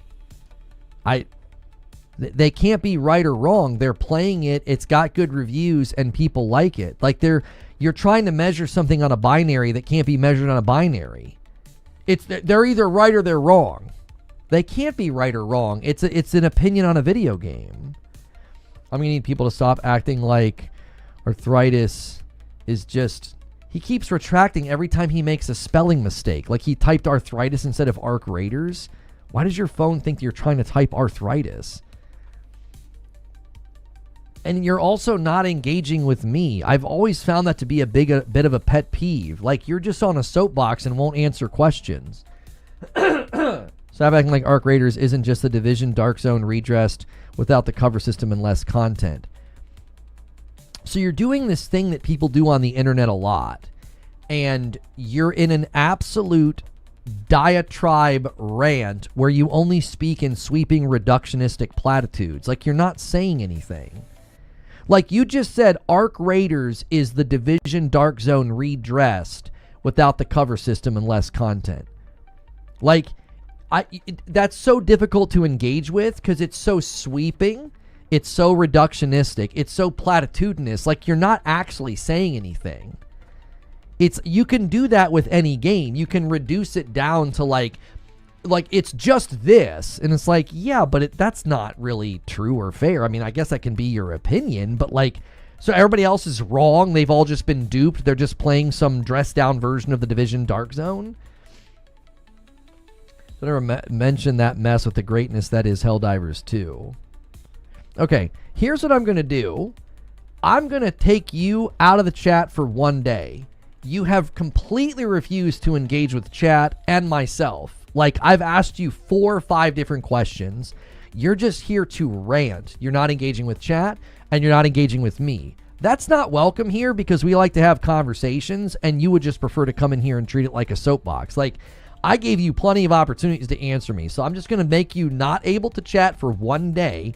You can come back another day and try again, but that's just not pleasant to have somebody doing that in chat. You're insulting people and acting like they're stupid for liking a game. You seem to know best, and everybody else is wrong. That's just incredibly dismissive, and it's like it's really, really hard to have a conversation with somebody like you. Maybe he's a couple minutes behind. I don't really care. It's just very disruptive to the chat to have somebody doing that. He's not even answering questions from people typing in chat. People were addressing him and conversating with him, and he wasn't replying. He was in full-on yap mode, which I yap for a living, but I also engage with people in chat that don't agree with me. It's like I answer your questions and respond to your pushback. He's going to be mad when he catches up on the stream. Yeah, well, he'll figure it out. It's weird when people type essays and don't engage in the convo. I mean, I've noticed this a lot lately. There are people who are, their opinion is the strongest as an anti-fan. Like, they don't have a strong opinion as a fan of something. Do you see what I'm saying? Like, it's not like you're coming in here and saying, I actually like this game more. I'm really enjoying this game for this reason. They're just like this big, huge anti-fan. And it's like, you don't have... People are doing that with Expedition 33 because it swept the Game Awards. People are doing that with Arc Raiders. And it's like, okay. I mean, Arc Raiders' success is undeniable at this point. That doesn't mean you have to like it. It just means that to be dismissive of it and reduce it down to claiming it's like the Division Dark Zone, you know what I mean? Okay. I'll say this after playing the last Marathon test. I think Marathon's going to be fine. I think that and Arc Raiders will coexist together. I'm willing to make a prediction right now that I don't think Marathon has changed enough to move the needle for enough people. I think it's moved the needle. I don't think it's going to move the needle for enough people. Quantitatively, you need a monsoon of players to be interested in your game to prop it up and give you velocity when you launch, and I don't think they're going to convince enough people. I think it largely looks like the same game. It largely looks like the same experiences, and I don't think it's very compelling. I think it's going to land flat with a lot of people. I think the people that were already interested are interested more. I think people that were kind of like, I don't know, are like, no, yeah, this looks better. I think my opinion's changing. I think the people that were more firmly like a no, or more firmly kind of in the, they were more skeptical than interested. I don't think you're going to convince enough people quantitatively. I'm talking about quantity. Like, you're not going to get enough people to change their minds. I think live service is one of the most difficult environments to sit and move in. It's one of the most difficult environments to launch a game in. And you're fighting a fight on so many fronts. Right? You are fighting a fight on so many fronts. You're fighting against pre-existing player pools that are not going to switch to your game. You're fighting against an expectation that games like this should be free. I'm not saying that expectation's fair. I'm just saying you're fighting against that. You're fighting against a lot of preconceived notions about extraction shooters in general. You're fighting against people that think, they don't want to do anything to do with Bungie. Like, Bungie's definitely a little bit of a stigmatized and blemished developer these days. I think that is I think that's a significant challenge, going on right now. And I think whenever you're dealing with this many uphill battles, I think it doesn't mean you're going to fail. But it definitely means your chances of success have been greatly diminished. I just think that they're fighting they're fighting a battle on a lot of fronts, I do think people that were on the fence about Extraction and tried Arc Raiders and didn't like it won't try Marathon. They lost the people on the fence because Arc got them first. I actually think that's a pretty good observation. I think that the going into Arc and getting PvP'd and then leaving Yeah, I think those people are going to look at Marathon and be like, yeah, I have no interest. It looks a little bit more PvP heavy. And I don't think that's a criticism of Marathon. I just think that's a conclusion that people are going to come to. I think they're going to be like, yeah, it's just too PvP for me. Which, I continue to say this. That the biggest opportunity for live service right now is PvE. It's co-op. Helldivers proves it. The constant narrative about PvE and Arc Raiders proves it. There is great demand for PvE live service. Where Winds Meet proves this. People will play some PvE live service. They will play some co-op live service. I know there's PvP, but that's not the primary offering when you're going into Where Winds Meet. As far as I can tell, that's not the primary offering. I am telling you, there is a massive, massive amount of opportunity for PvE co-op live service games, and I think it's an untapped market. You know, I guess I shouldn't say untapped. I should say I don't think it's been fully explored. Is how I would say it. I don't think it's been fully explored. The biggest opportunity for live service is turn-based.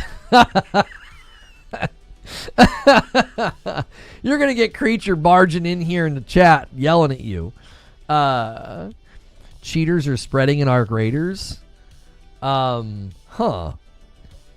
Raiders has a lot of cheaters and is $40. I've not seen a lot of people talking about cheaters. Watch any large streamer, they run into cheaters all the time, and it's the same. It's not the same guy every time. I did see the one clip of the guy cheating who, like, he walked up and he was already doing the punching animation, and the streamer wasn't even down yet. I think, was that Courage that happened to? I think it was Courage. Yeah, he wasn't even, he just walked up to him and was like, he like went like this and was like, huh? And he was like, boom. It's back to the lobby. He was just standing there. He hadn't even been shot yet. Helldivers 2 is lackluster in content, though. I played 1,200 hours on that since day one, and they fumbled the bag big time. I'm going to need you to elaborate a little bit. You played 1,200 hours and you think they fumbled? What? I need you to be more specific. Hang on a minute. It sounds like they did a really good job if you played for 1,200 hours. What do you think they fumbled? Did they fumble something recently, or are you mean like in general? Like, I'm not sure what you're saying. I think the new activity, Lawless Frontier, is a good mode that is mainly PvE. High dense enemies and PvP players can spawn in if it's a contested area, but the PvP is very short and they exit the game. PvE players can continue and the PvP didn't interrupt their progress. I think Bungie is onto something with that mode. More content drops and new missions and progression would be more than welcome. Okay. Yeah, I mean, I don't think you're necessarily wrong here, right? I don't think you're necessarily wrong here, but I'll say this. When you've played that much of a game and you put that much amount of time in, I think you have to step out of yourself a little bit and see they will never be able to legislate the game or their content cadence to you because you've played to a degree that you're sort of outside the bell curve of most players. Does that make sense? You're not incorrect in your opinion, and you certainly didn't do anything wrong by playing a lot. But I think you have to kind of like step outside yourself for a second and be like, yeah, they're never going to be able to cater to me. I play way more than the average player. 1,200 hours in a year and a half, like you're getting into like Destiny level engagement. There's people in Destiny that have like, over 1,000 hours or whatever. That is just a lot of time. So I got my money's worth. I agree with you on that. I just would love to see them expand more. I think a lot of people want ship modules. Right. I think maybe you just verbalized your opinion rather strongly. You said they fumbled the bag, and I'm like, good golly. If they fumbled the bag, I'd be happy to fumble that well. I would be happy to fumble that successfully. To have that many players, that many sales, and to have somebody like you play 1,200 hours. I think you just stated your opinion really strongly. And I was like, wait a minute, how could they have fumbled? You played a lot. I get what you're saying.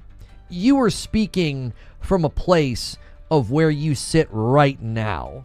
You're not saying, oh, an indictment of the game is a fumble, the game is a failure. You're like, man, they really fumbled lately. There's just not enough content. There's not enough stuff to do. I think that's what I get what you were saying. Yeah. I understand you now. I'm going to try to do that more because I think that happens so often in online discussions. Like someone comes in and their opinion is a 6, but they verbalize it with like language like a 10. And you peel it back and you're like, oh no, I get what you're saying. Your opinion's more like a 6. You just phrased it like a 10, like a red hot 10. Like they fumbled. I'm like, oh, wow, okay. I think if they really leverage lore and world building in Marathon, it'll be a big hit because the original lore is fantastic. I fumbled my marriage. I got 100,000 hours on record, though. Well, I mean, there's still time. There's still time for that fumble. You know what I'm saying? You can always become a total loser. You know, that's a path in life you can choose. I'm just kidding. Your wife's like, what are you doing? Why'd you quit your job? You just watch TV all day. You're like, I just really wanted to fumble. I was just, there's a really good motivational speech the other day by a streamer, and he said there was still time to fumble and become a loser. So I'm just living my dream. I'm living it out right now. As a Seahawk fan, I would not talk about fumbles. I'll wait for Helldivers 3 to jump in fresh. You'll probably wait quite a while for Helldivers 3. I think their next project is not Helldivers. It's also not with PlayStation. I think they're unhappy with PlayStation. After the PSN requirement on Steam debacle, I think Arrowhead is... I think they're a little on the outs with PlayStation. I think they'll work with them again if the opportunity arises, if the check is big enough. I think they'll do it, but not right now. I think they're doing something else. Look, don't be out here telling anyone they can be a loser. It's a gift. It has to come naturally. I'm walking out the door now. I strive to be a loser. There you go. That's it. Too much shackles with them with Sony, I think. I don't know if it's shackles as much as it is like, hey, we don't like the way you guys are treating, this situation on Steam. You guys get another bee in your bonnet and you decide you're going to do it again with our next game. You know what I'm saying? Like, I think they lost, and I was very critical of PlayStation when they did that. I was like, this is absolutely dumb. I think they burnt I don't think they burnt the bridge to the ground. I think they put some burn marks on it, I do. I think they put some burn marks on the bridge between Arrowhead and PlayStation when they did what they did, and it's totally understandable. Like, imagine working for all that time, having such an insanely successful launch, and then having that happen, and then it destroyed your momentum, your player base, trajectories, and your score. Now they've recovered, but it's kind of like we shouldn't have ever had to be in this situation to begin with, and that was all on PlayStation. I faulted them for that. It was not an Arrowhead situation. You know what I'm saying? There are skid marks in the underwear of their relationship. No, Zubair. No, we're not talking about your family trauma, dude. Like, you're always trying to trauma dump here, No pun intended with the word dump there. That was not intentional, but it worked. Burns were made, facts. I was just thinking about you the other day, says Black Rain. Hey, how are you? Glad I was able to find your channel again. Good to see you. Hey, man, I appreciate that very, very much. And it looks like maybe somebody... Is your sub still active, or did somebody gift one to you? It's good to see you as well. We've been back on the platform since April. I'll take your money for you to trauma dump. I can offer payment in the way of half-used Subway punch cards, so I don't know if you accept that kind of payment, though. I would love to, though. PlayStation made them set for life. I don't believe that at all.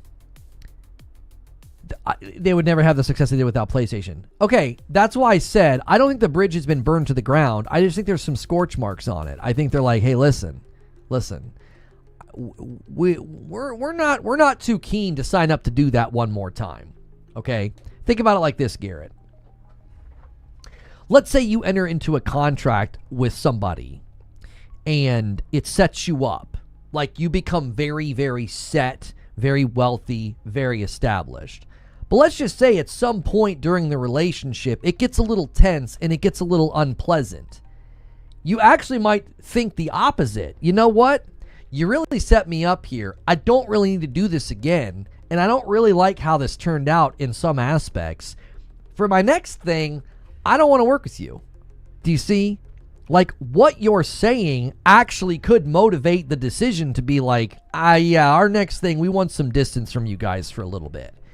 You know, they're willing to work with PlayStation in the future. I'm just here to tell you, I don't think that PSN thing went over all that well. I think it created some tension between the two companies. My man Stone Spire's coming in. He's gifted a member. I know what Stone Spire's going to do. He's going to bump this to 65. He wants a 10 bomb to 75. We're well behind on pace again, and Stone Spire's asking you guys to step up to the plate, and there's another one. First to hit it, get it. I already owe one to Twitch. Somebody drops a 10 bomb, whether it's Twitch or YouTube, I'll owe you guys a member. This is my Prime sub. I miss the old days running raids with you. I'm glad that you're back on Twitch. Well, I'm glad you're here, Black Rain. Thank you. First attempt at live service is smash hit. Let's go on our own way. I think their first game did very well. I don't think Helldivers 1 did terribly. It wasn't exactly live service. It had some ongoing stuff that they did, but Arrowhead F's up and it's Sony's fault. Arrowhead didn't screw up. Arrowhead disabled it in the first month because they were having issues with the authentication servers. It was not listed as a requirement. It was listed as a requirement, but it wasn't turned on for 3 months. And then PlayStation suddenly turned it on.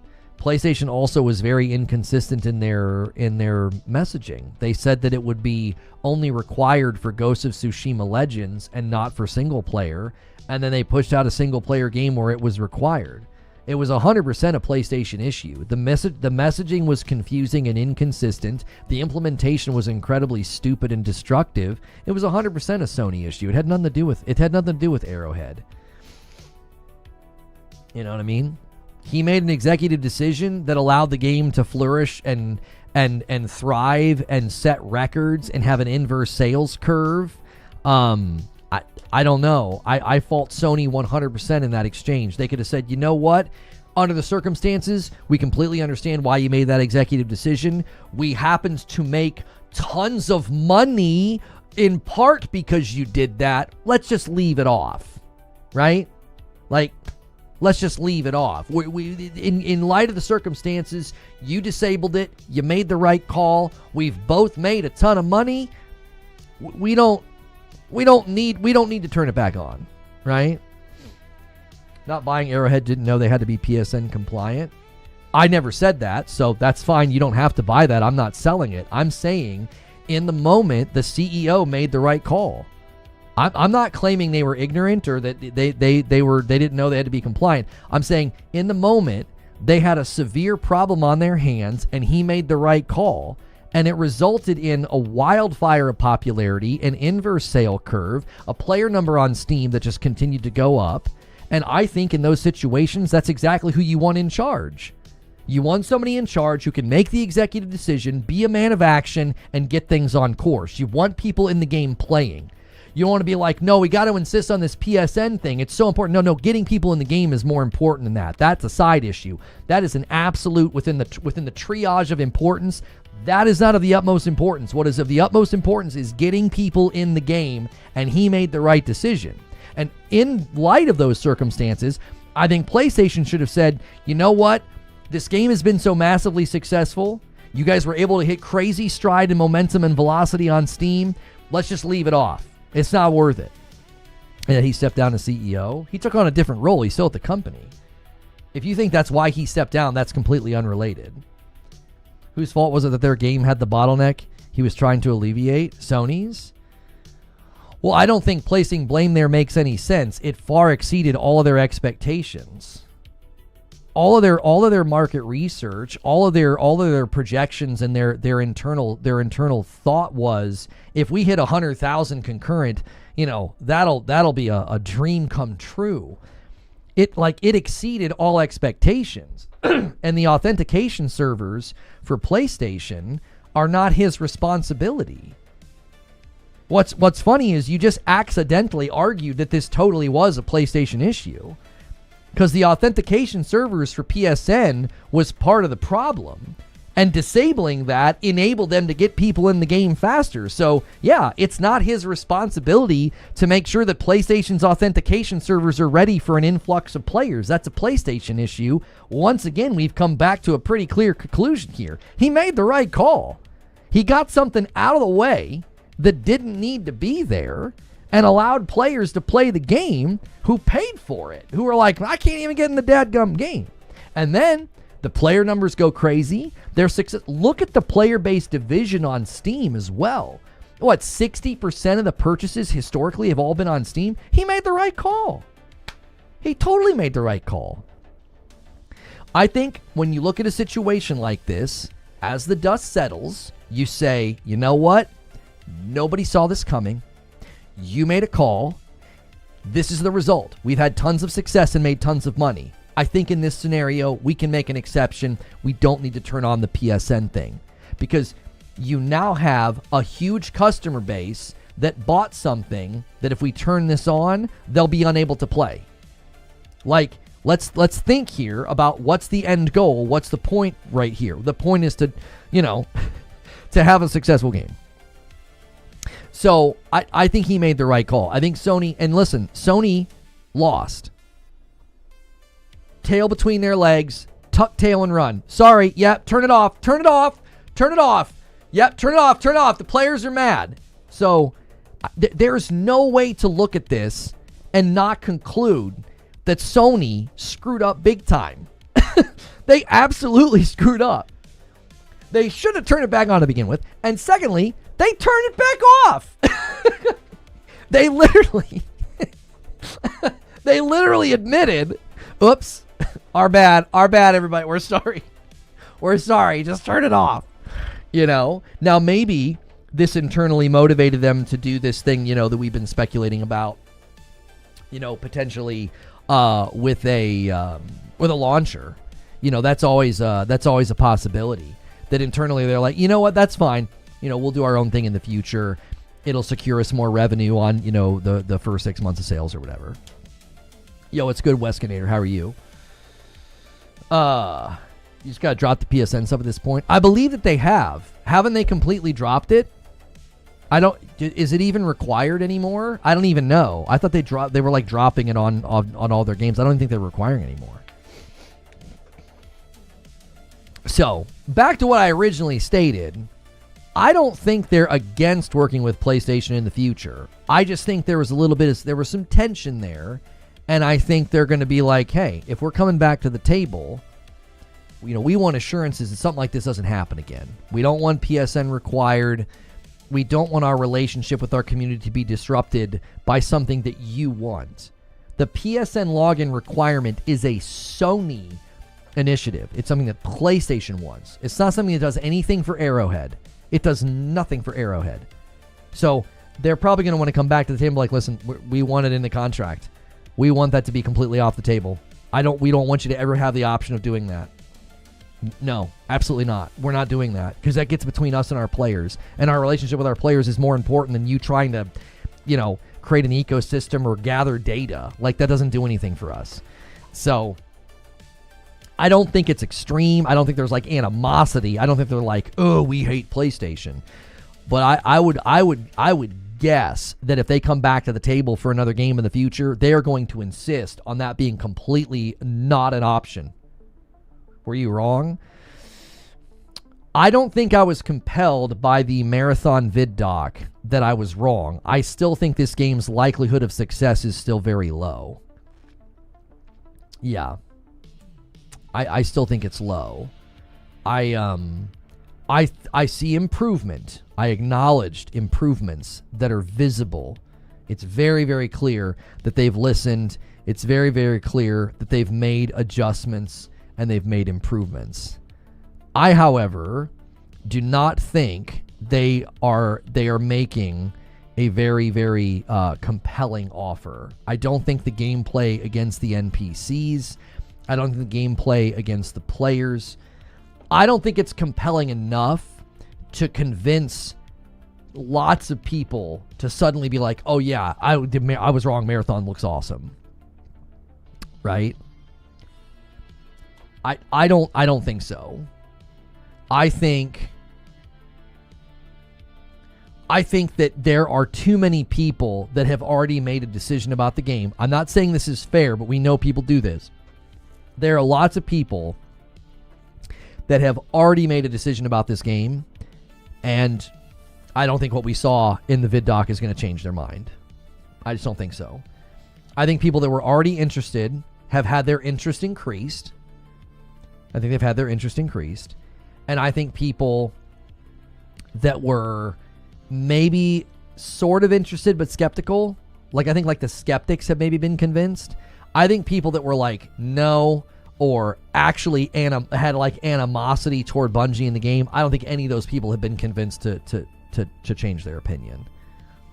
I also think you're working against an absolute monsoon of people who have decided that Arc Raiders is the pinnacle.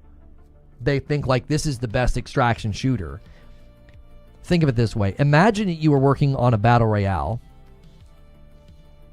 Just imagine you're working on a battle royale and Fortnite came out first. What do you think that does? What do you think that does? It makes it harder, doesn't it? You have people who are captive to Fortnite. They think Fortnite's fun. They're going to compare your game to Fortnite. They think Fortnite's better, right? It becomes part of how they view the genre. It becomes a subconscious interpretive lens, right? It becomes this subconscious interpretive lens. They're going to view your battle royale through the lens of Fortnite. It doesn't matter that you were working on your game first. It doesn't matter. This is just the way the world goes. It's not fair, but it's how it goes. And right now, there's an ocean of people who played Arc Raiders and are like, this is awesome. And there's going to be a subconscious interpretive lens that they view Marathon through. And they're going to say, I'm good. No, thank you. Do you see? Like, it's the way I describe it is they're climbing two uphill fights. Okay? They're climbing two uphill fights. And the uphill fight is like live service. I think live service is the biggest one, by the way. Subconscious interpretive lens, do you mean a bias? We have a word for that. Bias is a very charged word, though, Zubair. Bias tends to sound like a prior commitment or preference that cannot be moved, right? Like they're like, no, that person's too biased or whatever. I think subconscious interpretive lens helps somebody see like they now have a preference that's very strong. And that strong preference becomes the way they sort of view, this game through. A lot of people hear bias and they think, oh, he's got a bias. He can't be trusted. Like the word itself, bias, has become a little charged in our current climate where we feel like news reporting is bias or, YouTuber is bias, bad connotation. Yeah, it's developed a bad connotation. I think linguistically you're probably correct. Like if we actually look at the range of meaning and what we can do with that word, I think that's perfectly fine. I'm trying to give maybe another way of thinking about it. And I actually don't think there's anything wrong with having a bias. Like, I admit it all the time. I'm like, I have a bias for third-person action adventure games, so I'm having a harder time enjoying first-person shooters, right? Now, that's not like a bias where I'm like, well, he has a conservative bias, so he's going to hate this, right? He has a liberal bias, so he's going to twist this and spin this. So I think sometimes that's where that word can get a little hijacked, almost automatically.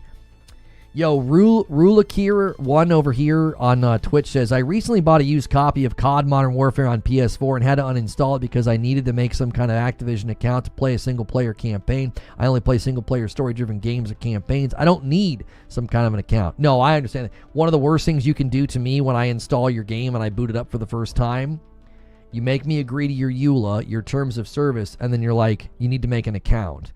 And I'm like, no, I don't. No, I do not. No. Nuh-uh. I don't wanna. So, I appreciate you guys watching and contributing to the conversation today. We've been going for about 2 hours over here on YouTube, man. Thank you guys so much for that. Same deal over here on Twitch, almost 3 hours because we came from morning coffee, and we appreciate you guys so much supporting what we are doing. When you guys watch, especially when we're running a channel skin like today, we are featured on the front page of Twitch. If you've never seen me before, or I look familiar, you might recognize me. I used to stream on Twitch full-time a game called Destiny. I was under the name Say No to Rage. We were reinstated on the platform this year in April, and we were welcomed back to the platform. Dan Clancy looked into everything and welcomed us back, so I was very appreciative of that. Right now, what we do is we run a Monday through Friday gaming talk show. I am safe for work, and today we were reacting to the Marathon Vidoc and asking the question, was I wrong about Bungie? Was I wrong about Destiny, Marathon? You know, how all these things are tying together, because there are theories, obviously, that, you know, Marathon was pulled from a potential and future Destiny 3. So we've been kind of talking about all of the things about that. And if you guys are watching on YouTube, do me a quick favor. Hit that like button. That like button is actually really important for what we do. We are, obviously, we're trying to meet new people and get new folks in here to enjoy the daily shows. And literally, the like button helps with that. So thank you to everybody who has hit it and is hitting it right now. I appreciate that.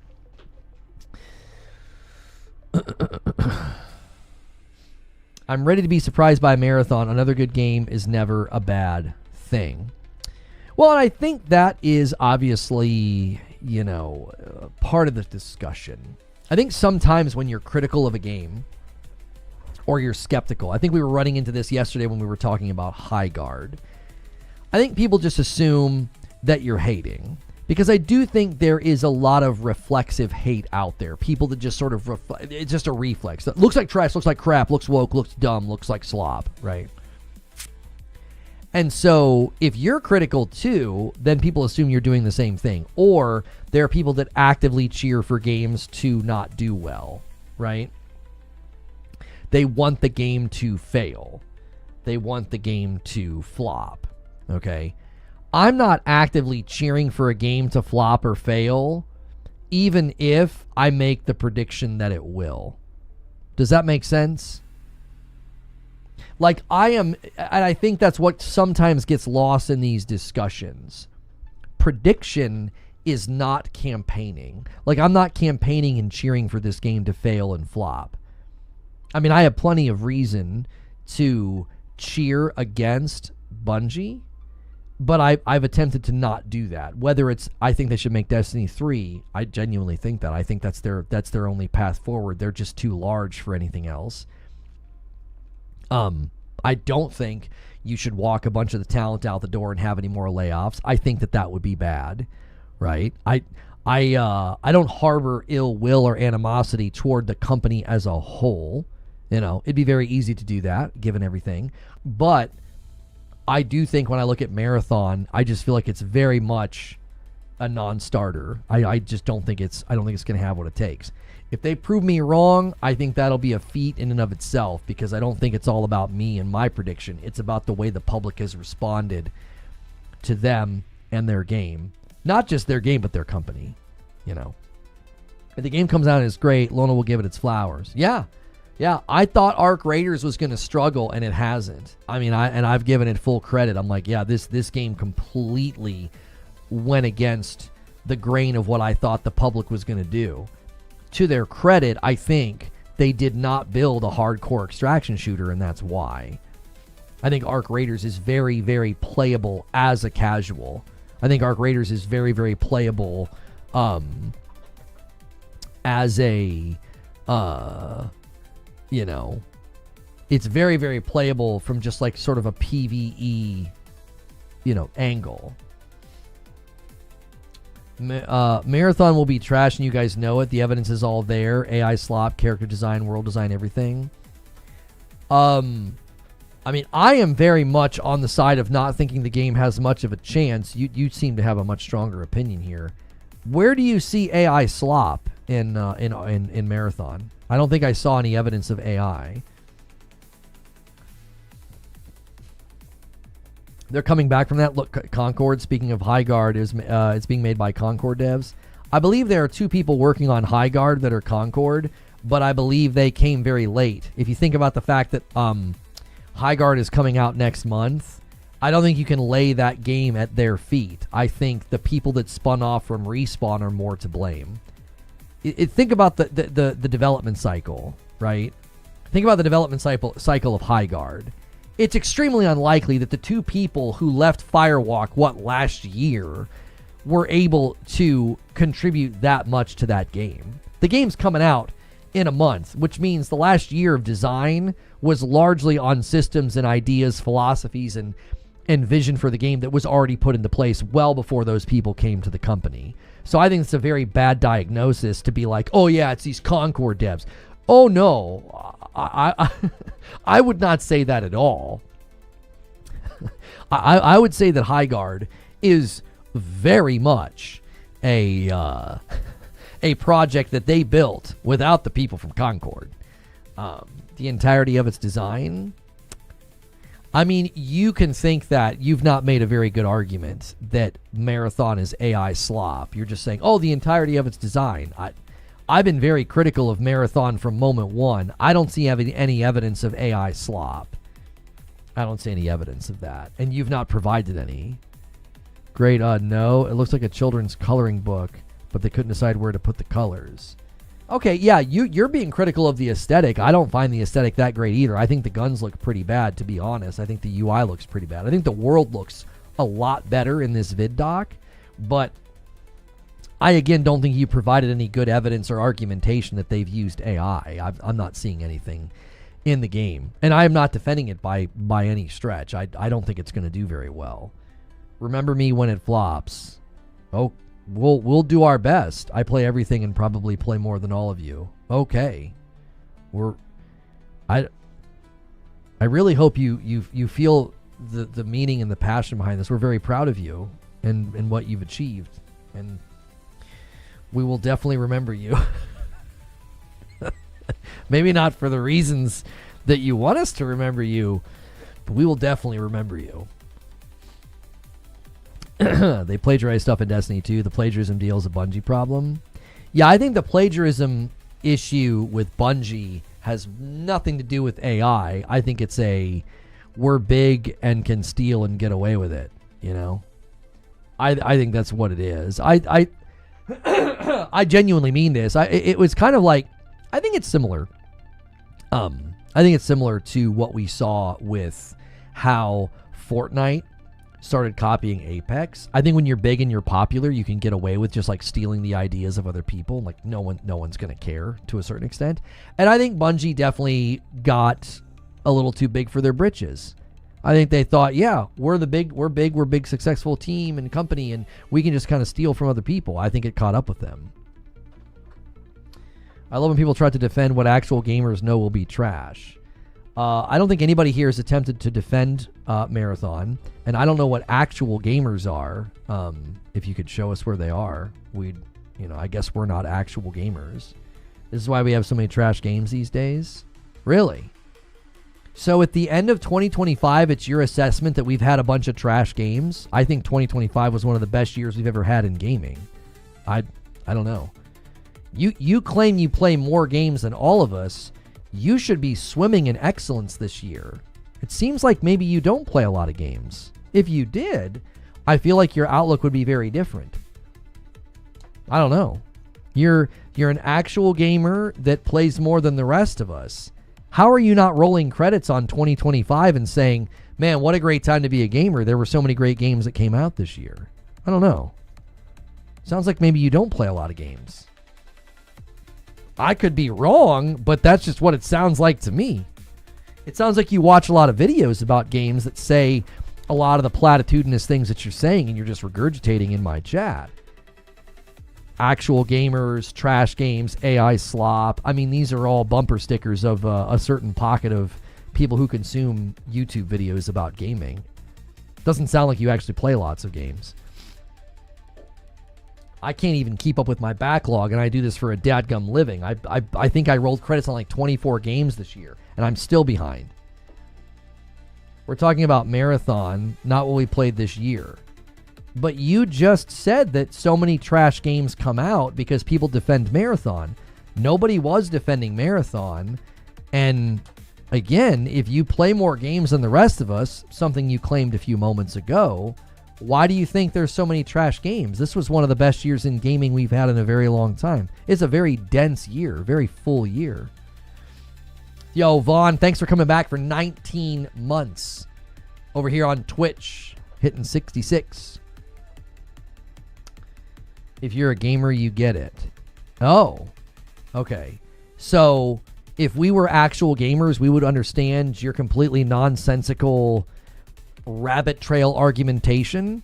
You clearly don't get it. Yes. Your inability to communicate is apparently not your fault. It's because I'm not an actual gamer. I'm sorry for not being that. I'm very sorry that I'm not an actual gamer. If I was, I'd be able to understand your dizzying intellect that you've displayed in my chat today. It's my fault, and I'm sorry about that. I'm very sorry. There are good games, but there's way too much slop because people continue to feed into it, so to speak. Okay. Yeah. All right. I'm sorry. I'm sorry so much slop comes out that it, you know, if you play so many games, as you say, you play more games than we do. I don't know how you have time to notice all the slop. You know what I mean? You should just be like knee deep in excellence. Perfect examples. Just look around. Okay, we'll do that. We don't play as many games as you, so we'll have an easy time to look around and find all the slop games.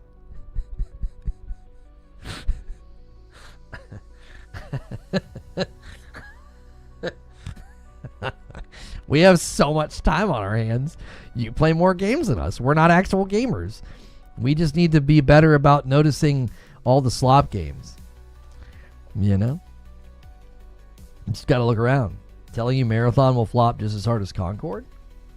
You know, what's interesting is I just did a stream yesterday arguing that I think High Guard is Concord 2 and it's probably going to flop pretty bad.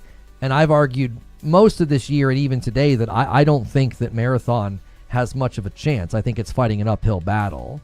But I've also done that without insulting people that might actually buy it and play it, as you just did. Morons will give them money and it will continue.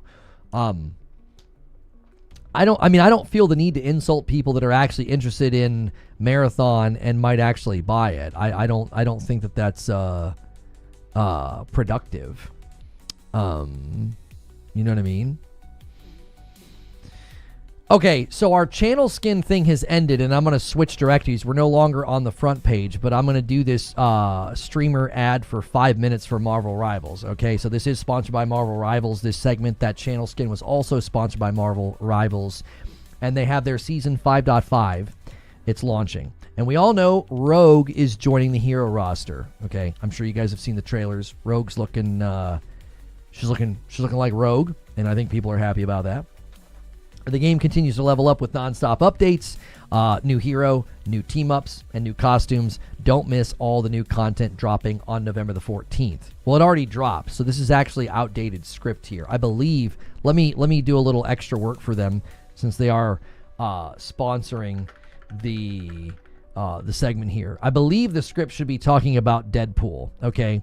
Deadpool is coming to Marvel Rivals on January the 16th.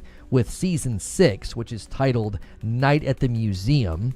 I'll just go ahead, and I'm you know what I'm saying? I'm going to go the extra distance here for this sponsor segment. I'm going to let the trailer roll here. Have you guys missed this? This debuted during the Game Awards. So they gave me an old script, and that's fine. These things happen. I'm making a new script.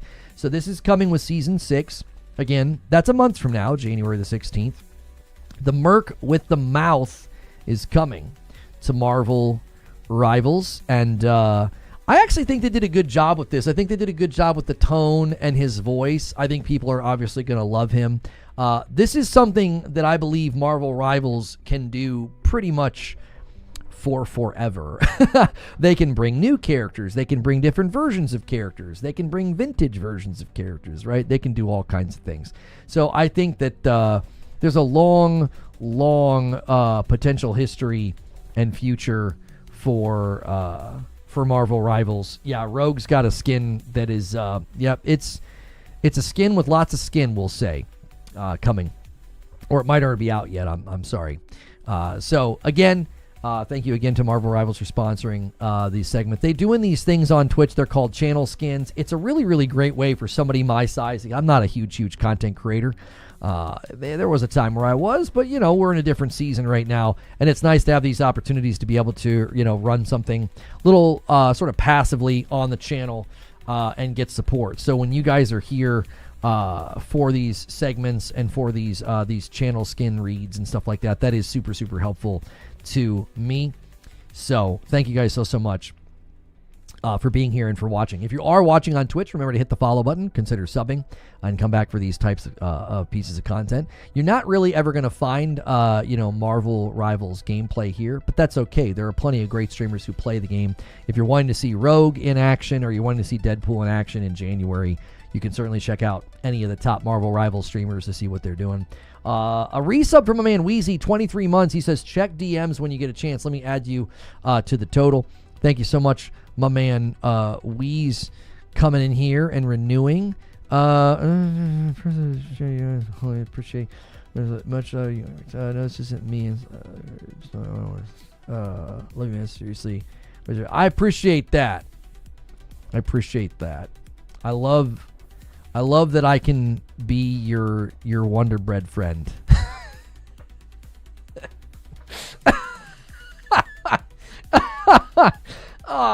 I love that I've never needed a code switch either. I'm just me. Shut up. Yeah, you too.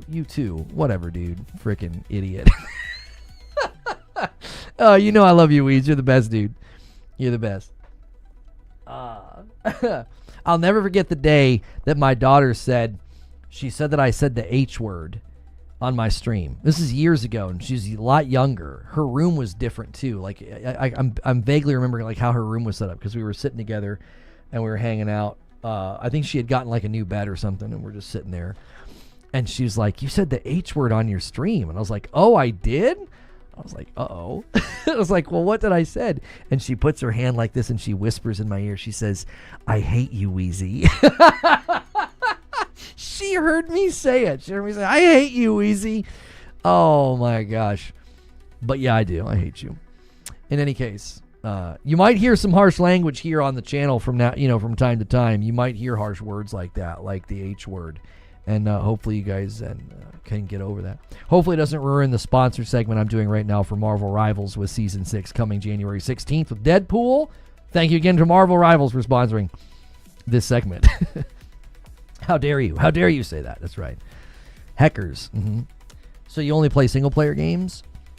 I wouldn't say that I only play single-player games. I primarily play them, yes. I put about 30 hours into Arc Raiders, and I really enjoyed it. I really like co-op games. So that's like, obviously, single-player with like an asterisk on it. Like, I played 60-something hours of Borderlands 4 with my wife.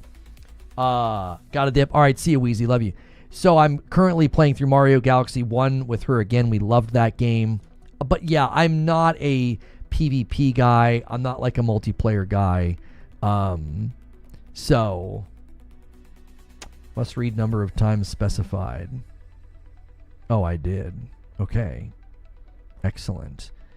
I think we're done. So I think I'm going to put us back in hang on, manage, completed. We completed that. Awesome. All right, I'm going to put us back in just chatting now. We'll save these because I've got one for Pragmata, and I'll have to go into like the Pragmata category. And maybe we'll like end a day one of these days this week, and I'll like check out the Pragmata demo or something, so that way we're actually playing the game in the directory instead of what we did today. It was just a channel skin, but they made me go into that directory. I was like, that doesn't make a whole lot of sense, but okay, fine. I'll resub to the channel early next year. Beginning of my life. Hey, you take care of yourself first, always. The more you hang out here, the more likely you're going to get a gifted member. So thank you so much. And guys, we need 50 more likes on the video. And Friday night is a stream that I do with my wife every week. If we hit the 500 goal in the week, we are once again kind of well behind on pace, which is okay. We don't have to hit every week. It is something that we do as an incentive, and it obviously supports the channel directly. So make sure you're checking your resubs, your potential upgrades, your primes, all those things, they add up. Fighting Isaac, Control, Grounded, Stardew, Skate 3, No Man's Sky, Dead Cells, Blasphemous, Old Prince, Tomb Raiders, Old and New, Dead Space, No Cores. I don't know, what are you doing? There's more, shall I continue? What are you doing in chat right now? Everything mainstream? I literally play everything. It's easy when a game is trash. I tell you what, I'm just going to free you from the pain of having to coexist here with us not actual gamers.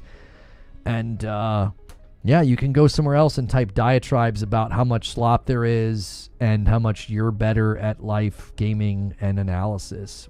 You don't have to waste another second here. I have freed you from the drudgery and having to slum it up with us. You know what I mean? So we're so sorry that we're not up to your standards of gamer. Another great stream. Thank you, Lone Wanderer. I appreciate that. YouTube's on one today. Just that guy. He's having a conversation with himself. Yeah, nobody was even talking with him anymore. He was in like 100-mile-an-hour yap. I mean, just going. I mean, he was going, boys. Whew. Member Plus from Do Devas. Thank you so much. Big 48 in the building. Dude, 48 months is a long time. That is 4 years of support. He was responding to himself.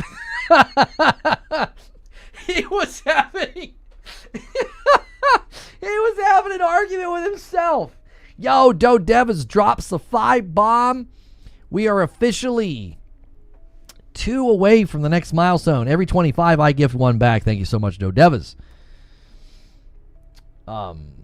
Don't know why people are complaining. Games this year have been absolute bangers. We've been eating well. That was what I said to him. I was like, your position doesn't make any sense to me. You say that you're a real, actual gamer and you play more games than everybody else. You shouldn't have time to complain or even know about all of the slop. You shouldn't. You should be swimming in a backlog. There's just so many good games. You know what I mean? Everyone else had filed him in the Pano mine drawer. That's right. He was talking to you, Perfect Image. Okay, well, we know that can be very frustrating, Perfect Image, so I blame you. Honestly, I think it's your fault he was that unkind. I mean, it can be really hard to talk to you, Perfect Image, because I'm just kidding, but it is your fault. It's your fault, Perfect Image, and I expect an apology, and so does chat. I really do think you should take this time to think about what you did in provoking such animosity and ire from him. So that you take the time to type it up and make it heartfelt, because chat's really been hurt, by what you chose to do today.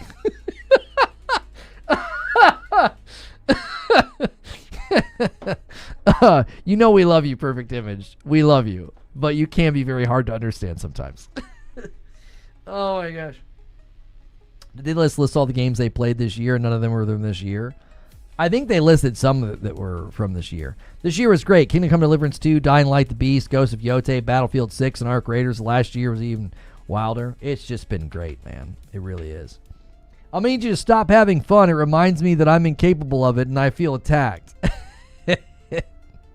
A combo with Perfect Image and the wrong set of circumstances can go sideways really fast. That's right. I was asking him to list the game that's slop, and he did. Wait, was he claiming that the mainstream games that are popular this year, was he claiming they were slop? Was that his argument? Jiminy Christmas. He was really on one. Because he was listing, like, really good games. I thought he was listing the games that he played for like gamer cred. Or was he actually arguing that those games were bad, like slop? That's remarkable. That is truly dizzying. We should feel special that he took the time to grace us. Yeah, I truly feel blessed that that he took the time, to come here today. It really is special when the actual gamers out there are they're a special bunch, and I'm always glad when we get to meet one.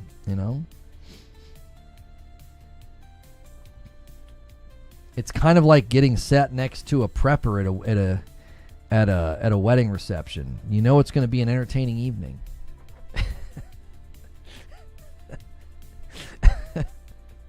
I got a whole basement of silver bars and ammunition, You're like, oh, great. This is going to be fun.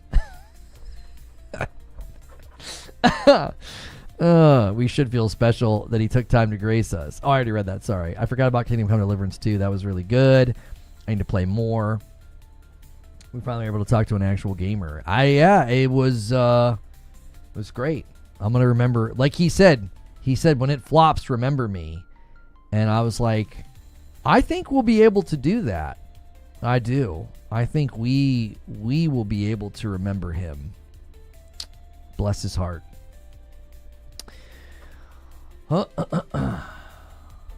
Well, there's still a lot of y'all watching over there on Twitch, man. Did that many people actually come in from Front Page? Goodness gracious. Thank you, guys.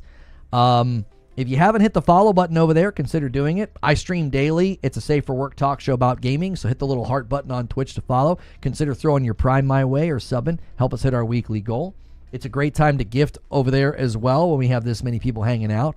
Let them see just how generous we are and what a great community we have here. And the number just went up again. I don't know what's going on over here, man. I don't know where y'all are coming from, but thank you.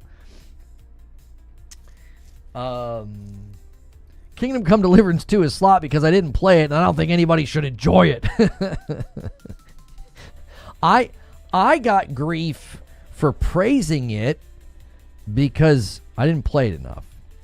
If you criticize a game because you don't play it enough, that's a problem.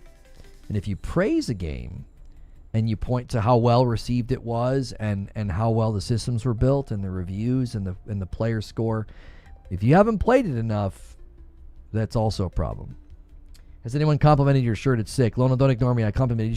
Sorry. Yes, this is an ugly Christmas sweater T-shirt Punisher shirt. Sorry, I'm just making everything terrible. I'm making everything awful. Thank you. Yeah. I think we need. Let's brainstorm for a little bit here. Let's make this productive. All right. The topic's kind of out of gas, which is fine. I've been sitting here for 2.5 hours. That's amazing. You guys made today a lot of fun. The reaction was fun. The conversation's been fun. Let's be a little productive here. What is a good incentive for Friday night that you guys want to see? You're here, you gift, you sub, you do the things, you're plugged in. Friday night with my wife, what is it that you want? Do you like when she reacts to gaming news? Is playing a game not even important? I think we've come to the conclusion that playing a game is not important. If we just need to do the reaction to gaming news, I like doing that, by the way. We could have her react to Marathon. Oh, no. We could have her react to High Guard. That's what we should do. We should have Madam react to some of the biggest announcements or the most talked about things. The debates, the drama about the Game Awards and Expedition 33, because she's completely disconnected from this world, right? Gaming news and Jackbox. Yeah, we could always have her react to gaming news and stuff going on and then end the night with Jackbox because, like, everybody is allowed. Don't play Dispatch again. Don't you worry your pretty little head about that. I told y'all I don't play those kinds of games, y'all. They're not built for me. They're not. Did she react to Divinity? No. We could have her react to Divinity. And 2 singles come in from Stonespire. He's like, boys, what are we doing? You guys have been sitting on an easy milestone for about 15 minutes. Stone Spire's not having it. There it is. I owe you guys a member. Every 25, I owe you guys a member. And whoever hits it gets it. There you go. And I also owe one to Twitch as well from earlier. Have her react to TGA. Okay, so let's make that the incentive this week. If you guys hit the goal of 500 on the week, we'll have Madam react to all the Game Awards stuff on Friday night. Did you not like it? It wasn't that I disliked it. I didn't have a dislike for it. It was like, yeah, this isn't for me. The only Telltale game I've ever played, and I know it's not a Telltale game, but it very much is in that vein. The only one I ever played was Tales from the Borderlands. And I told people, I said, I think Dispatch looks really, really cool, like from a distance, but it's not my kind of game, right? It would be like me buying an RTS game or something like a real-time strategy. I just don't play those games. I don't have like an active dislike, like this sucks, because I wasn't even critical. I was just like, guys, this just isn't for me. I don't really play these kinds of games. So we didn't make it very far. It's fine. I get why people like it. I can see the appeal if you're into those kinds of games and that kind of entertainment. But yeah, it's just not my kind of thing, you know?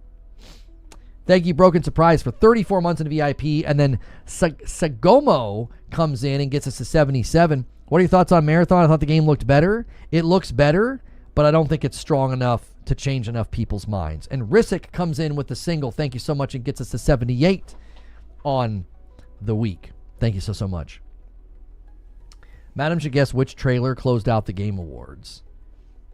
Well, I think she's heard me talk about it quite a bit, so that wouldn't really work. Yeah, that really wouldn't work. She would know. It would have been really good if we could have done Friday night last week with her, like the day after, because she wouldn't have heard any of the coverage or any of my conversation about it. So, yeah, that could have been good. But she, excuse me, she had a prior engagement. She was doing a Christmas gathering with the ladies at our church. So. I like incentives that can cause a little pain. Those are the fun ones to watch. I'm always willing to have you guys, do that. Like we kind of end the night with something like that. I know people like that. If it's not the whole night, it's better. If I can do it for, 30 minutes, 45 minutes, and then have the freedom to bail, that could be fun. Have we heard Madam's top 5 games and movies of 2025? No, I don't know if she would even. That's what's hilarious. Why don't you, if you guys get Friday night unlocked and you can ask her that on Friday night, her answer will be hilarious. Her answer will be hysterical. She won't be able to remember any of the stuff that she played. I'll be right back, guys. I need a quick break.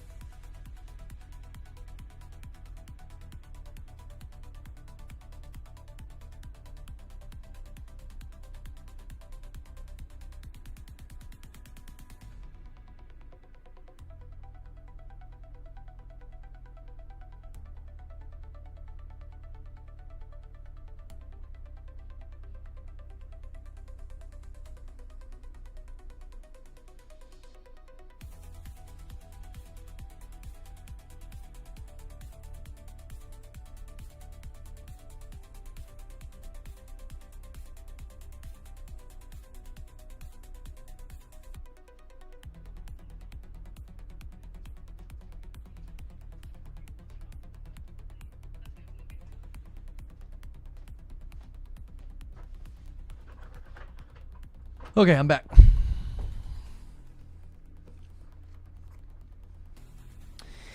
The Leon reveal for RE9. Yeah, people were pretty excited about that. That was a pretty big announcement. Let me check the reliability history. Okay, we didn't have that weird failure today, so maybe updating the BIOS fixed it. Or maybe all that other stuff we messed with and disabled fixed it. Who knows?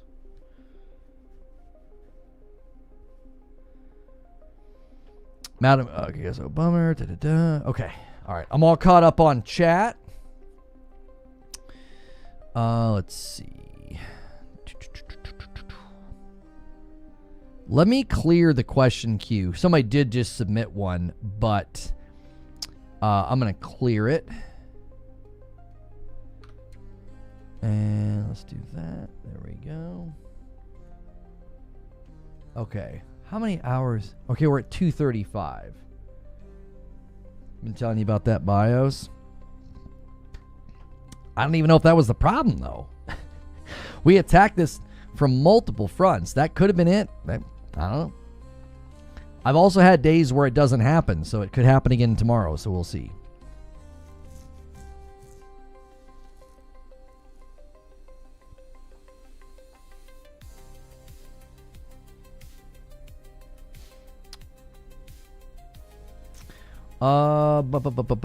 Yeah, we could probably go for like another 20 minutes or so, but it seems like maybe we're I like doing single topic like this. I think it's enjoyable. I think it's fun. But it also means once we're kind of out of gas on the topic, we are potentially needing to move on to green room, which is totally fine. I like doing green room. Right now, just a little bit of housekeeping. We do green room in the Discord, and we are going to bring green room back to YouTube as well as Twitch. We're going to do that in the new year. So that is something you guys can look forward to. That's a great reason to make sure you're at a Member Plus or a VIP. That way, make sure and do that before the new year. A lot of you guys dropped off of Member Plus and VIP because we were no longer doing Green Room. So, did you enjoy Borderlands 4? For about 40 or 50 hours, I really liked it. The last 10 hours, we pretty much beelined the story. I think the open world fell apart on them. I don't think they did a good job with it. Once you got out of the first area, I think the open world design was actually quite poor. In the beginning, it was great. We were doing everything. We were clearing everything. We were doing all of the icons. You get to the second and the third area, and the open world design, I thought, was actually pretty bad. You know? I just finally got access to Discord after all this time. It's still a great reason to be in the Discord. We might do something like a town hall. We might do something where I hop in and have a conversation with you guys. It also keeps you connected to the community as well as my content. So I would say, you know, it's a great reason to be in there, even if we bring Green Room back to the platform. You know what I mean? It does get a bit too much. It just got very like everything was a road. And everything was really vertical. So it's like, oh, we need to get over there. We need to get up there to get this thing. And getting there was a pain in the freaking butt. I saw something that was said that the one last thing at the Game Awards was supposed to be Light No Fire. I saw the same theory. I think it's a decent theory. So the theory goes like this. The No Man's Sky, the Hello Games team receives the award for No Man's Sky, and they're all wearing Light No Fire t-shirts, and they said that Sean couldn't be there because of a personal issue.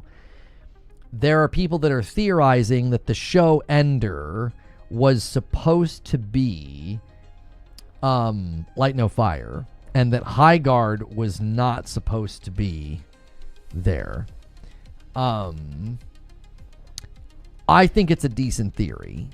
It makes a little bit more sense. It's like I really truly don't even know if you go and like listen to the way Jeff keys it up. I think he is excited, and I think he is bought in and probably got a pretty good check to push it the way that he did and place it where he did. No shade at all. Get the bag, right? It's your event. You built it. So, what's the basis of that? Just the idea that, like, people are trying to be like, why would you end the show that way? It felt awkward. It felt weird. What's a possible theory?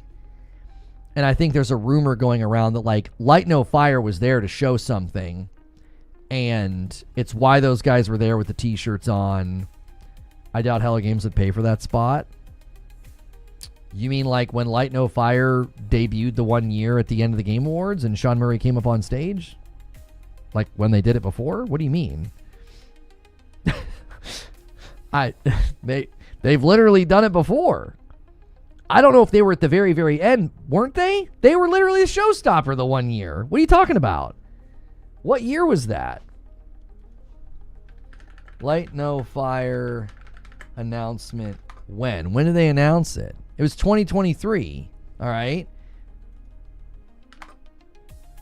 So if we go to the Game Awards 2023, all right, from 2 years ago, and we go to the very, very end.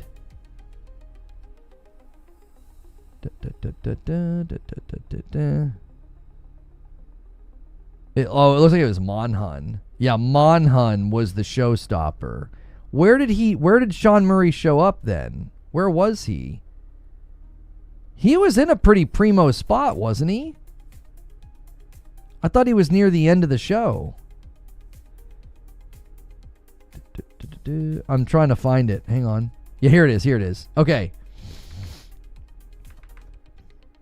Okay.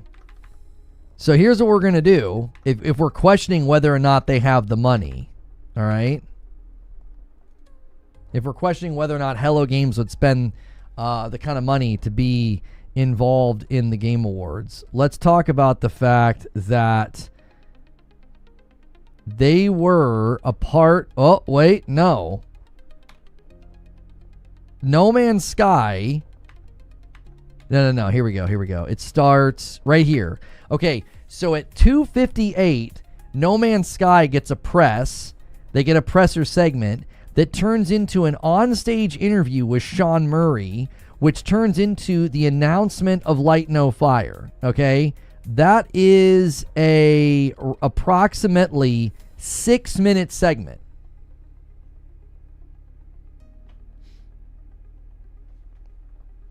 It wasn't at the end. Spots were not as expensive then. I don't agree with you. 2 years ago, we were talking about how expensive it was to show up to the Game Awards, and homie got a 6-minute segment. 6 minutes. No Man's Sky, an interview, and a game debut. 6 minutes. And you're like, yeah, I don't think Hello Games would spend that kind of money. I don't know, dude. I don't know. I'm not saying the theory's rock solid and that it's true. I'm just saying I don't think I'm willing to dismiss the theory as if, like, yeah, Hello Games wouldn't spend that kind of money. I'm not. I don't know. It's like just before Game of the Year. Yeah, Game of the Year is a pretty expensive spot. Here's the bigger question, Eugene. How do you think this studio afforded that then? Right before Game of the Year is super expensive. This game, this High Guard game, they don't have a big publisher behind them. They don't have a big publisher behind them. They're self-publishing. Do you think they have more money than Hello Games?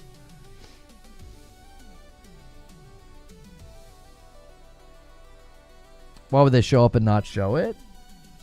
I don't know. It's just a theory. I'm not saying I believe it. I'm just saying I don't think your line of thinking lines up with the way I'm viewing it, because I'm viewing it as like, these guys are self-publishing. There's like 60 people that spun off from Respawn. Come on. Hello Games definitely has more money, capital, and potential market spend than the company working on High Guard.